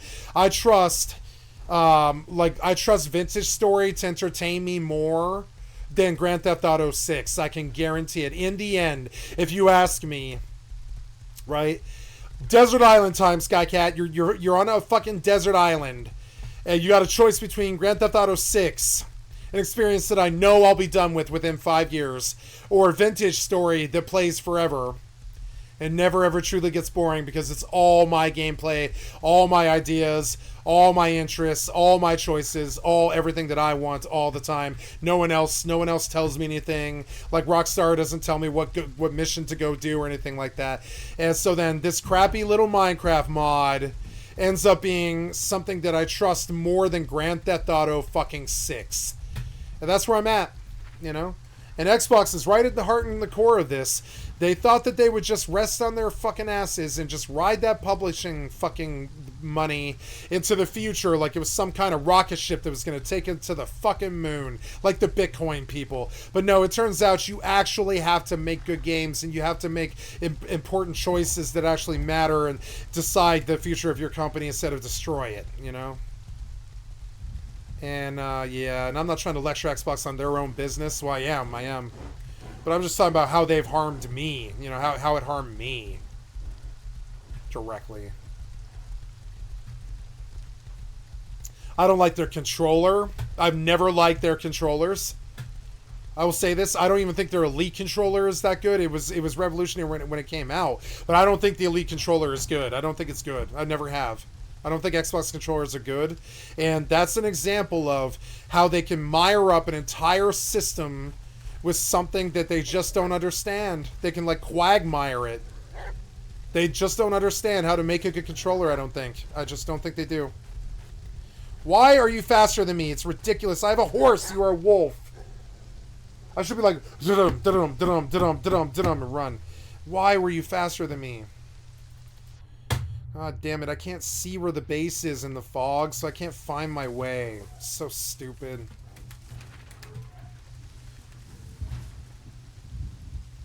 I'm gonna go out that way, I think. Yeah, it's faster that way. Yeah, I was like on my way to farm this base, but now I realize that I don't care. Like, I don't even care to go back to the base. It's a simple 10-minute walk that if I were to focus. But I just don't even care that the base was raided, you know? Why rebuild it? It'll just get hit again.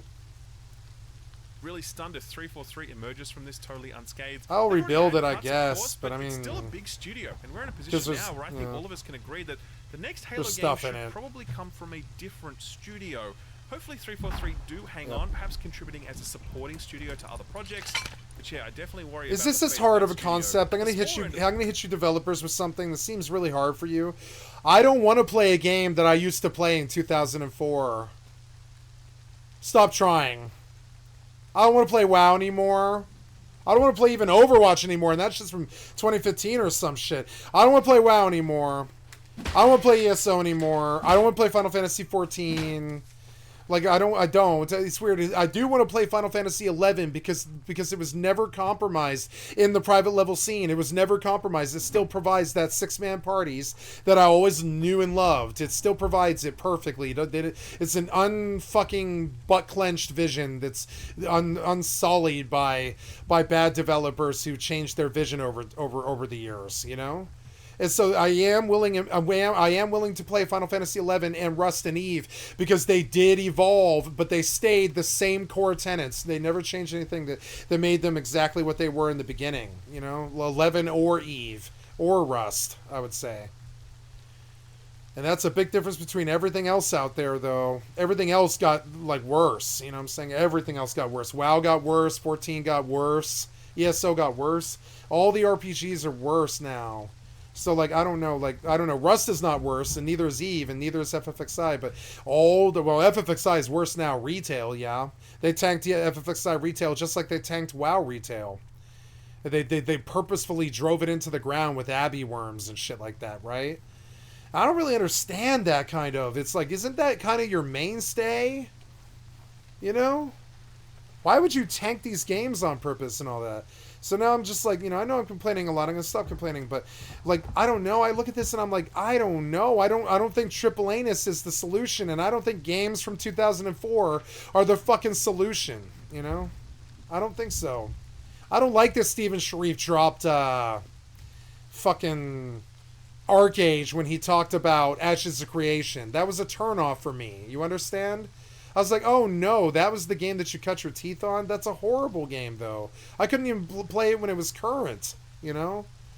And then, and sure enough, I go and look at Ashes of Creation the day that it hits Asmongold, and it's utter crap, just like PAX Day. Like, what the fuck is that? I don't need another Rust. I've got a Rust, you know? I need you to get better and make better games than that. I don't know. I'm sorry, but PAX Day looked like a worse version than Sons of Forest, you know? It was clunky and shitty. I didn't need to play it longer than 5 minutes. I was like, no, even in a beta, this isn't good enough. This isn't good enough. You don't have a vision here, you know? I immediately left. And that's weird. I've never immediately left an MMO beta before, but now I have, and it's PAX Day. Because nope. Nope, nope, nope. I can't believe I pitched that game as much as I did. I feel manipulated. You know? You've got stuff like Ninja Theory, Double Fine, Obsidian, and Undead Labs, with Microsoft telegraphing their intention. Want to know? You want to know why I keep saying I don't want some game from 2004? Stop trying, right? Every fucking game company that you just mentioned, the last time that they were popular or had a good game was 2004. Would you like to hear it again? These are companies that haven't had a good game since 2004. Stop trying to shove their dicks down our throats. Yeah, I definitely worry about the fate of that studio. At the smaller end of the spectrum, you've got stuff like Ninja Theory. Ninja Theory. Double Fine. Double Fine hasn't been good since 2004. Ninja Theory, not good since 2004. Obsidian and Undead Obsidian hasn't been good since 2004. Not since New Vegas. Nope. Labs, with Microsoft telegraphing their intention to focus on big IPs, and with a proven track record. Like, I'm sorry, but you keep trying to push these dinosaur fucking companies at us. I want young, hungry fighters. 25-year-old men. Ooh, look, the jackhammer. You know, who are like, you know, like who actually care if their game's good and don't give a living shit about the bottom line. They're just trying to actually make the next Mortal Kombat fucking 1 or whatever. Like, you know, the next Mortal Kombat, the next Street Fighter, the next, you know, the next Demon Souls, the next or whatever Souls like, the next, you know, I don't care about these individual games. Like, these people lack vision. There's not been good games for a long time. I know you guys keep saying that there is, but no, I don't think so. It's like, I think you can count on both hands how many good games we've had in the last 10 years. It's not too many. And high-performing, award-winning developers like Tango. I think there's these games that you can stand to play, that you tell yourself is good, and you overhype and copium all day, because you can't handle, like me, the idea of the video game industry fucking foundering. You can't handle it any more than I can, especially when you make a lot of money off it. Like, Skill Up, it's like unacknowledgeable to you. You're like, you know, it's hard for me to stomach it. It's hard for me to acknowledge it, that they've shat all over the industry that we know and love. But they did, and I don't trust them anymore. They keep pushing these old fucking names from when I was a teenager. And I can see it, but I don't think the kids can. I don't think the kids know who Tim Schafer is. I don't think they know who Double Fine is. I do. I've known about all his games since 2004. You know what I'm saying? You keep trying to push these 2004 dinosaurs at me. I don't want some dude who's like you know, 40 fucking 5. Like, making my MMORPG. I don't think a 45-year-old plays MMORPGs if they aren't me. You know, if they're not me, they don't play these games. They have wives and kids and households and taxes and, you know, all the shit of being an adult. You know, these are 45-year-old developers and shit. They're not hanging out during crunch time in some fucking basement with all their friends, like, you know, with neon lights going and, you know, pizza and shit like that. They're up there in the corporate office, and they don't give two shits about the bottom line. They made their money. They don't care if the game's good. They made their money. They go home to their McMansion at night in fucking Irvine Valley, California, and talk about how California's looking into them for rape charges and shit like this. They don't care about whether WoW's good or Diablo 4. I don't trust them to do it anymore. You know? It's gotta be a pretty nerve-wracking. They don't care if that shit's good. They couldn't give a flying fuck. They made their money 50 years ago or whatever. They don't care. Why are they still around? Shouldn't the retirement age have been probably like 50 for you guys? Because, I mean, like, 20 years of crunch code development sounds like hell to me. You should probably retire.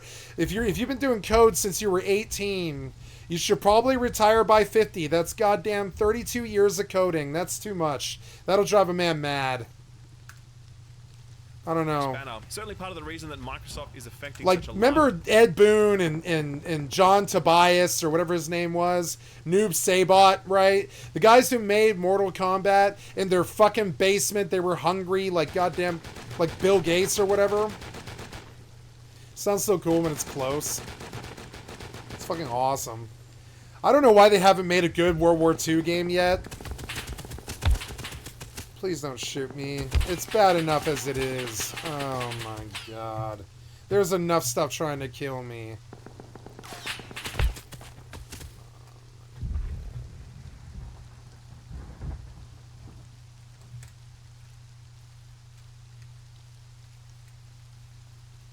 Fucking annoying. Oh, can't take any more damage or I'll die. Can't take any more damage or I'll die.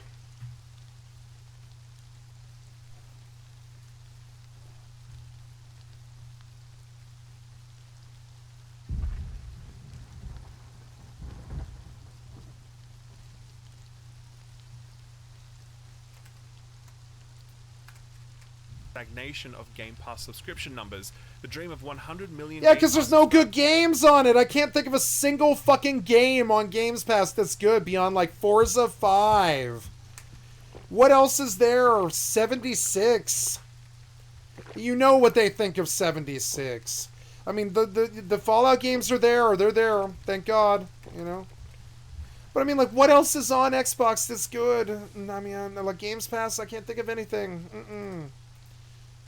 Like, you guys have been churning out crap for 10 years. Flatlining performance. Industry analyst Matt Piscatella reported in 2023 that gaming subscriptions had grown only 2%, and this year they're tracking for around 1% growth.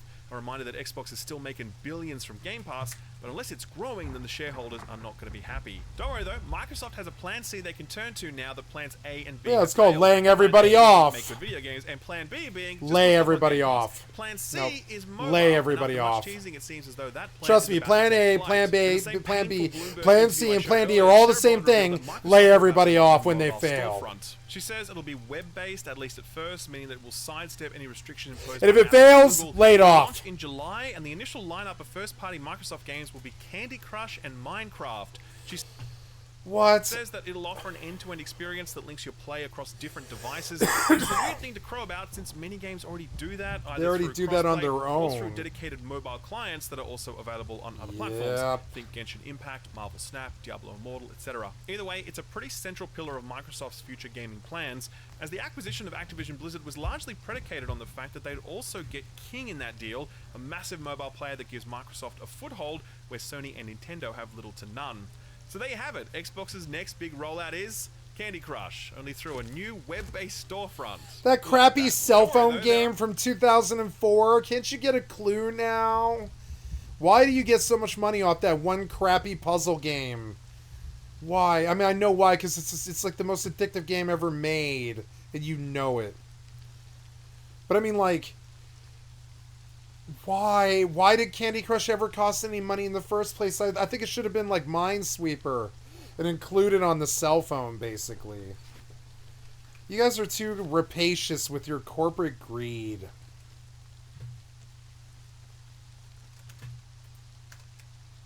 Forward to as well, like Perfect Dark. You guys will remember that Microsoft revealed this 3 years ago in a cinematic trailer containing no gameplay, and they announced that it was being made by a newly formed outfit called The Initiative, who back then positioned themselves as the world's first quadruple... I never would have dreamed I would have lived to see the death of the triple anus, but maybe we'll see it this year.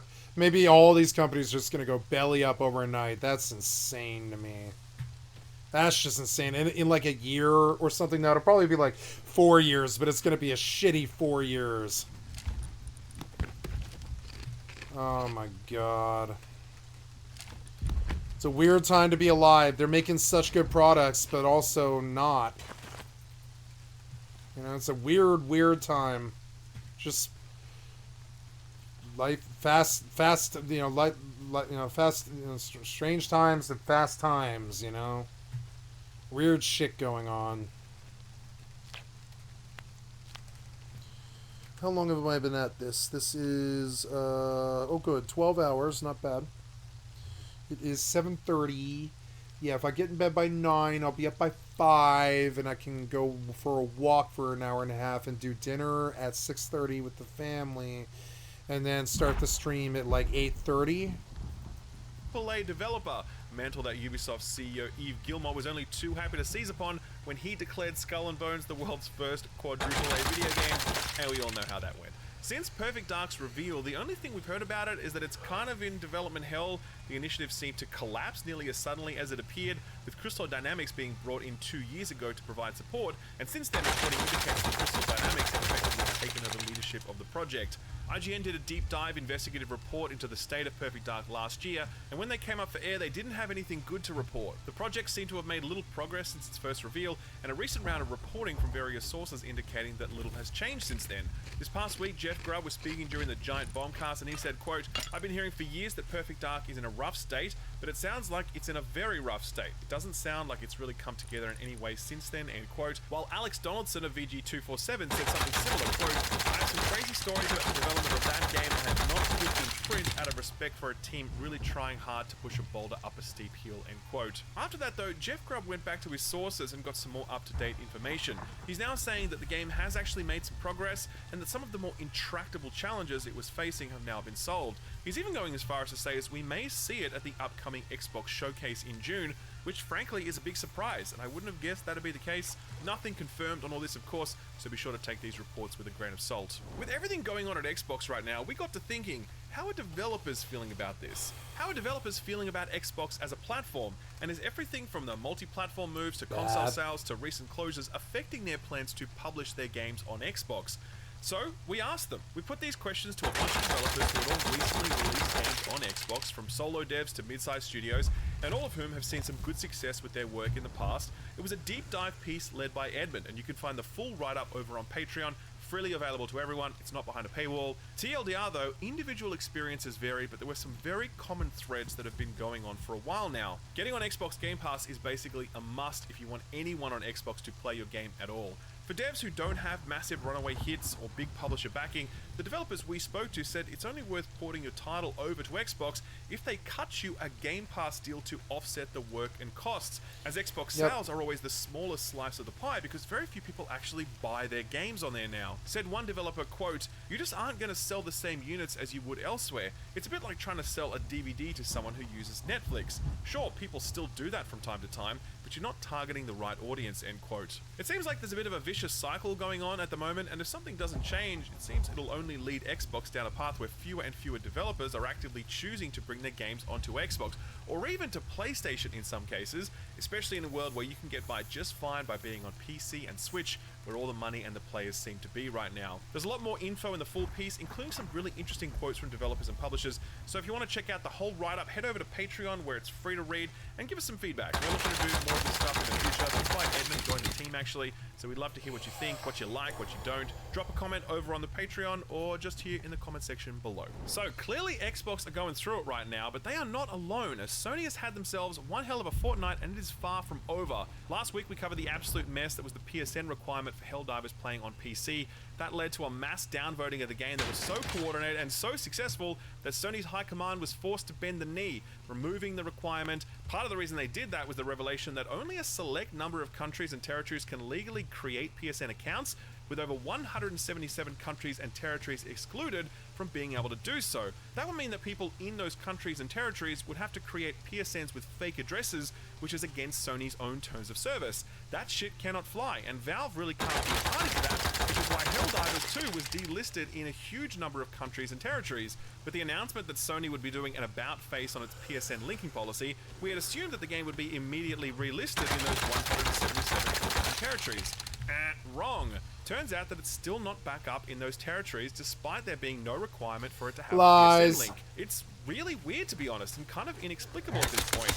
Arrowhead CEO Johan Palstead did comment on the matter, saying this, quote, "I'm speaking to our partners at PlayStation and Valve and pushing for it to be undone. Getting the account linking took a Herculean effort, but I won't rest in my desire to have it available everywhere," end quote. But he and no one else has actually explained why this delisting is still in effect. One person on a subreddit posted a response to a customer service ticket for Steam.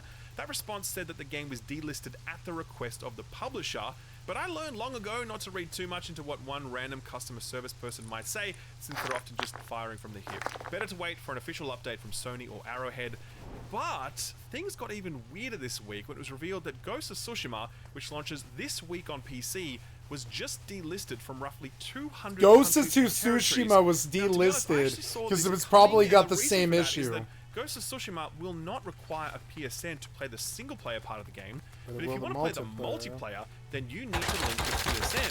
That was reiterated by Sucker Punch themselves just last week, in fact.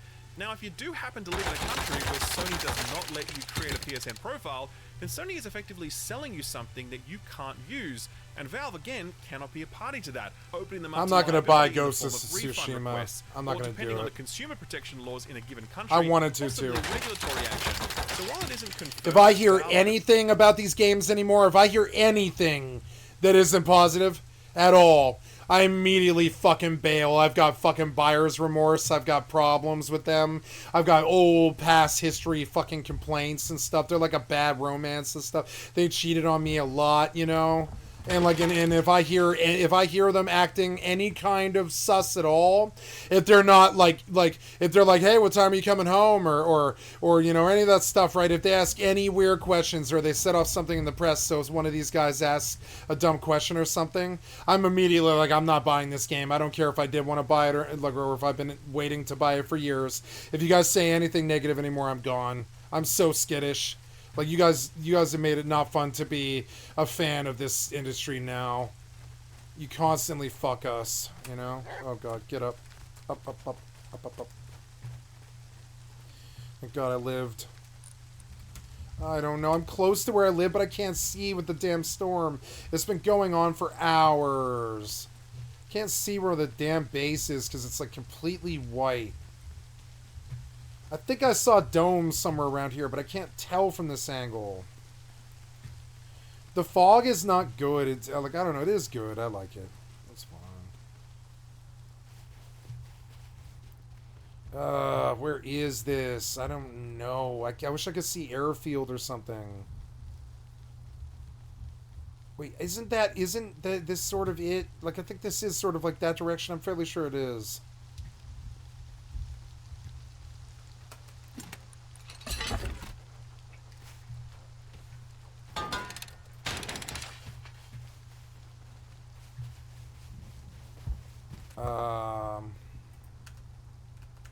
Listings, I strongly suspect that they are, because I would do exactly the same thing if I was Gaben.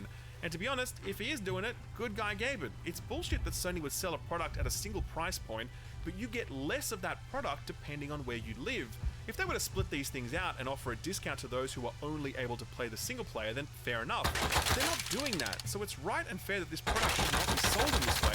As disappointing as that is to the many in those countries and territories who are disadvantaged by Sony's bullshit. Steam and Dreamman Gaming are both issuing automatic refunds ahead of the release this week. I'm sure we'll hear more about this one very soon, so stay tuned. So that's Xbox and Sony. Both are having a pretty shit couple of weeks. How's the Big N doing?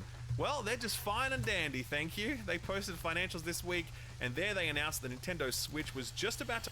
You know, it's funny that he's talking so much shit about these companies, because if they go belly up, his career will too. And I'm sure they'll probably tell him that later. They'll be like, yeah, you just kept taking shots at us, and so the industry died, and now you can't cover any video games anymore, can you? Because the industry is dead. So, you know, just gotta watch that. Gotta watch that. I don't know if it's going anywhere, but I don't think the industry's gonna die. It's just gonna reform. You know, like Timothy Kane said, everybody always says it's gonna die, but I don't think it ever does. I think it just reforms to something totally like different, and we have a whole bunch of terrible years with no games. Right? No games to play is what usually happens. Yeah, there's Dome, and I should see Airfield.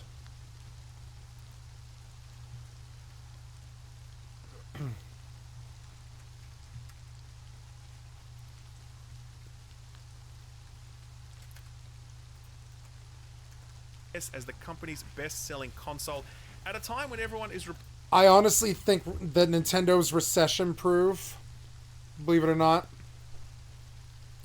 Because they cater almost exclusively to kids, and I don't think those kids are going anywhere. I think there's always going to be a very strong need for a Game Boy in the hands, or a Switch in the hands of a kid, you know? And so I think Nintendo, funnily enough, the one that probably is the worst, really, in terms of what they offer gamers and how good their games are and all that. They're the one that's like immune to all this. That they're just gonna keep selling their handheld consoles to their kids and be totally immune to all this drama, which I actually kind of like. It's like, if you just do your damn jobs and make games that we want to play and stop doing all this stupid shit, you're like recession proof in the worst storm, you know.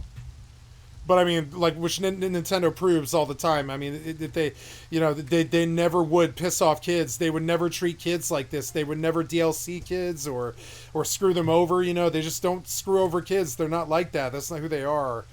So, like, you know, so they just didn't lose their reputation. It doesn't matter what they do or who they sue. They're always going to have, like, the love of the kids, and that's going to keep them alive forever. And Xbox had that until they red ringed us, and, you know, didn't address it, and then they made us go through the last 7 years without a damn good game, you know. They let Battlefield die, and they let Call of Duty founder, and I don't know. Like, I've never been big fans of a lot of those, you know. Halo's dead. I've never been fans of a lot of those games. I played them all, beat them all, you know. But I wouldn't say I was the biggest fan of Halo or, you know, COD. And I've been calling for the death of Microsoft for a long time. I just don't want to admit it. Like, I don't like what they thought teenagers should play. Halo and COD and GAO and all that. I didn't think those were good games for teenagers to play, honestly. They're kind of trashy and arcadey. They're, you know, they're kind of like cheesy and twitchy.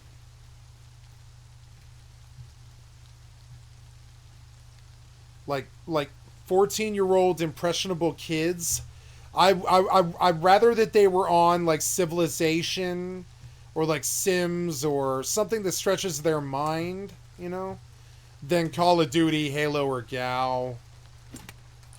I would. I'd like to see them playing real games like Manor Lords or something like that.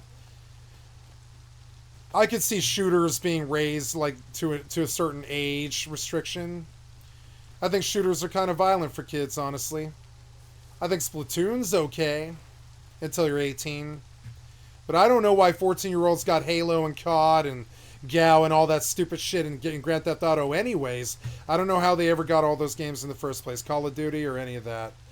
And so then they got it too young, so they patterned those games, and they kept expecting that those games were going to be as good as they were all of their lives. And just like me, they realized that, you know, WoW wasn't as good as we thought it was going to be all of our lives. You know, COD wasn't as good as we thought it was going to be all of our lives, you know. Overwatch wasn't as good as we thought it was going to be all of our lives or whatever. It just wasn't like that. So now, like, I don't know. I could see raising the fucking restriction on super violent war games like fucking Call of Duty Warzone and Siege and, you know, like CSGO 2. Because I think a part of the problem about why all these games suck and why the industry is dying is because the demographic changed and they're all jaded adults now that are pissed off and they were exposed to shooters too young. And I think it had a deleterious effect on the video game industry. And I think there's a lot of rules that were kind of missing that needed to be there. I think a lot of kids like me got their hands on Grand Theft Auto when they shouldn't have. And it turned us crazy. Like, I've been in real life car chases, you know. I hate to say it, but I have been in like 5 real life car chases, you know. It's fucking crazy. But I have. And like, you know, and I don't think that ever would have happened if Grand Theft Auto hadn't made that seem so cool to me, you know? And now that I'm old, it's easy to let these game licenses go, but I think a large part of this problem is why these people are so fixated on these games that they don't even make anymore, like Call of Duty and shit like that. Like, they don't make them well anyways, Battlefield, all that, or CSGO. They're still fixated on these games because they started too young. if they were good gamers with normal, like, adjusted feelings, and they weren't angry all the fucking time because they've been ripped off by the Call of Duty virus or whatever, fucking Counter-Strike virus, Rust virus, you know? And I'm kind of sick of seeing them in my games. You know, I'm sick of seeing squeakers in my fucking games because these games are too fucking violent, dude. Like, I can walk up to a squeaker right now and do his face in with a jackhammer. Literally put this motherfucker through his eyes and make his head explode in blood. And I can laugh howling and calling him the N-word while I do it, and nothing will happen. You know, not that I would ever do something like that, but I'm saying, like, I can do that, and that is what the community has turned into. And I don't know why the kids were there. I don't know why kids are on Rust. I don't know why they're on Call of Duty. I don't know why they're on Siege or Valorant or any of those violent-ass adult games. And I think one of the things that the video game industry needs to do, if they want to save Xbox, is acknowledge that the Xbox slung a lot of fucking, like, overage games to a young audience to make their riches. And that audience is now their greatest detractors, you know? And I think if they wanted to solve this issue, they would not make these angry shooter people on such a massive level. They, like, produce these massive shooter people that are just angry all the time because their shooter isn't good or whatever. I think this is because they let squeakers play these games. I think it is. And now I want them off the games. I look at the treatment I've received from a young person this last couple of years, and I'm like, why were they even on the same fucking game? This game is so horrifically violent most of the time. Why are they even on this game? Why am I being hassled by somebody this age? It is disgusting. I want the Congress to do something about it. They're do nothing as usual. Because it didn't used to be a fucking problem if a kid got exposed to Grand Theft Auto, but it is now. Y'all been shooting up schools the last 10 years. Uvalde and otherwise, goddamn fucking Sandy Hook and all this crazy ass shit. Whether you're child or adult when you do it, Columbine or whatever the fuck, right? Like, trust me, man. Like, I'm fairly sure a lot of the reason that stuff's happening is because you saw it happen in a video game. I don't think video games lead to violence. I'm saying the way they're designed doesn't lead the other direction, you know? It doesn't help it, is all I'm saying. Okay, good. So, whoever this was not mid-raid. One of my concerns is that they would come back, you know? Like right away, like they were mid-raid when I arrived here, but it doesn't appear that that's the case. I don't know why they wasted their time, because, I mean, it like, for me, it's, you know, it's fine. It's whatever. I don't have the scrap to research this, which is annoying, but I'm alive at the base, and I'm ready to go deal with the upkeep here. I've got 27 hours in the base, and I have lost nothing. I didn't even lose the gun, you know? I don't really understand it. Why would you rob a base and not even take the gun? I don't really understand that. Or the sulfur or the metal. It's the low IQ of a confused, shitty person. I don't really know what it is. I've never seen a Rust player act like that. It's just the low IQ confusion action of a confused dumb person, you know, and the illogic of it stinks of their low IQ stupidity. Reporting that the console market is dead. Like, okay, if you're gonna waste the time, 54.82 million units, eclipsed. If you're gonna waste the time to rob the base, you should probably take the one item of any value in the base, which is this gun that I still have in the base that's paid for another day and a half. No losses, metal for the TC and all this shit. It makes no sense to me. Like, what's the point? Like, why waste the time?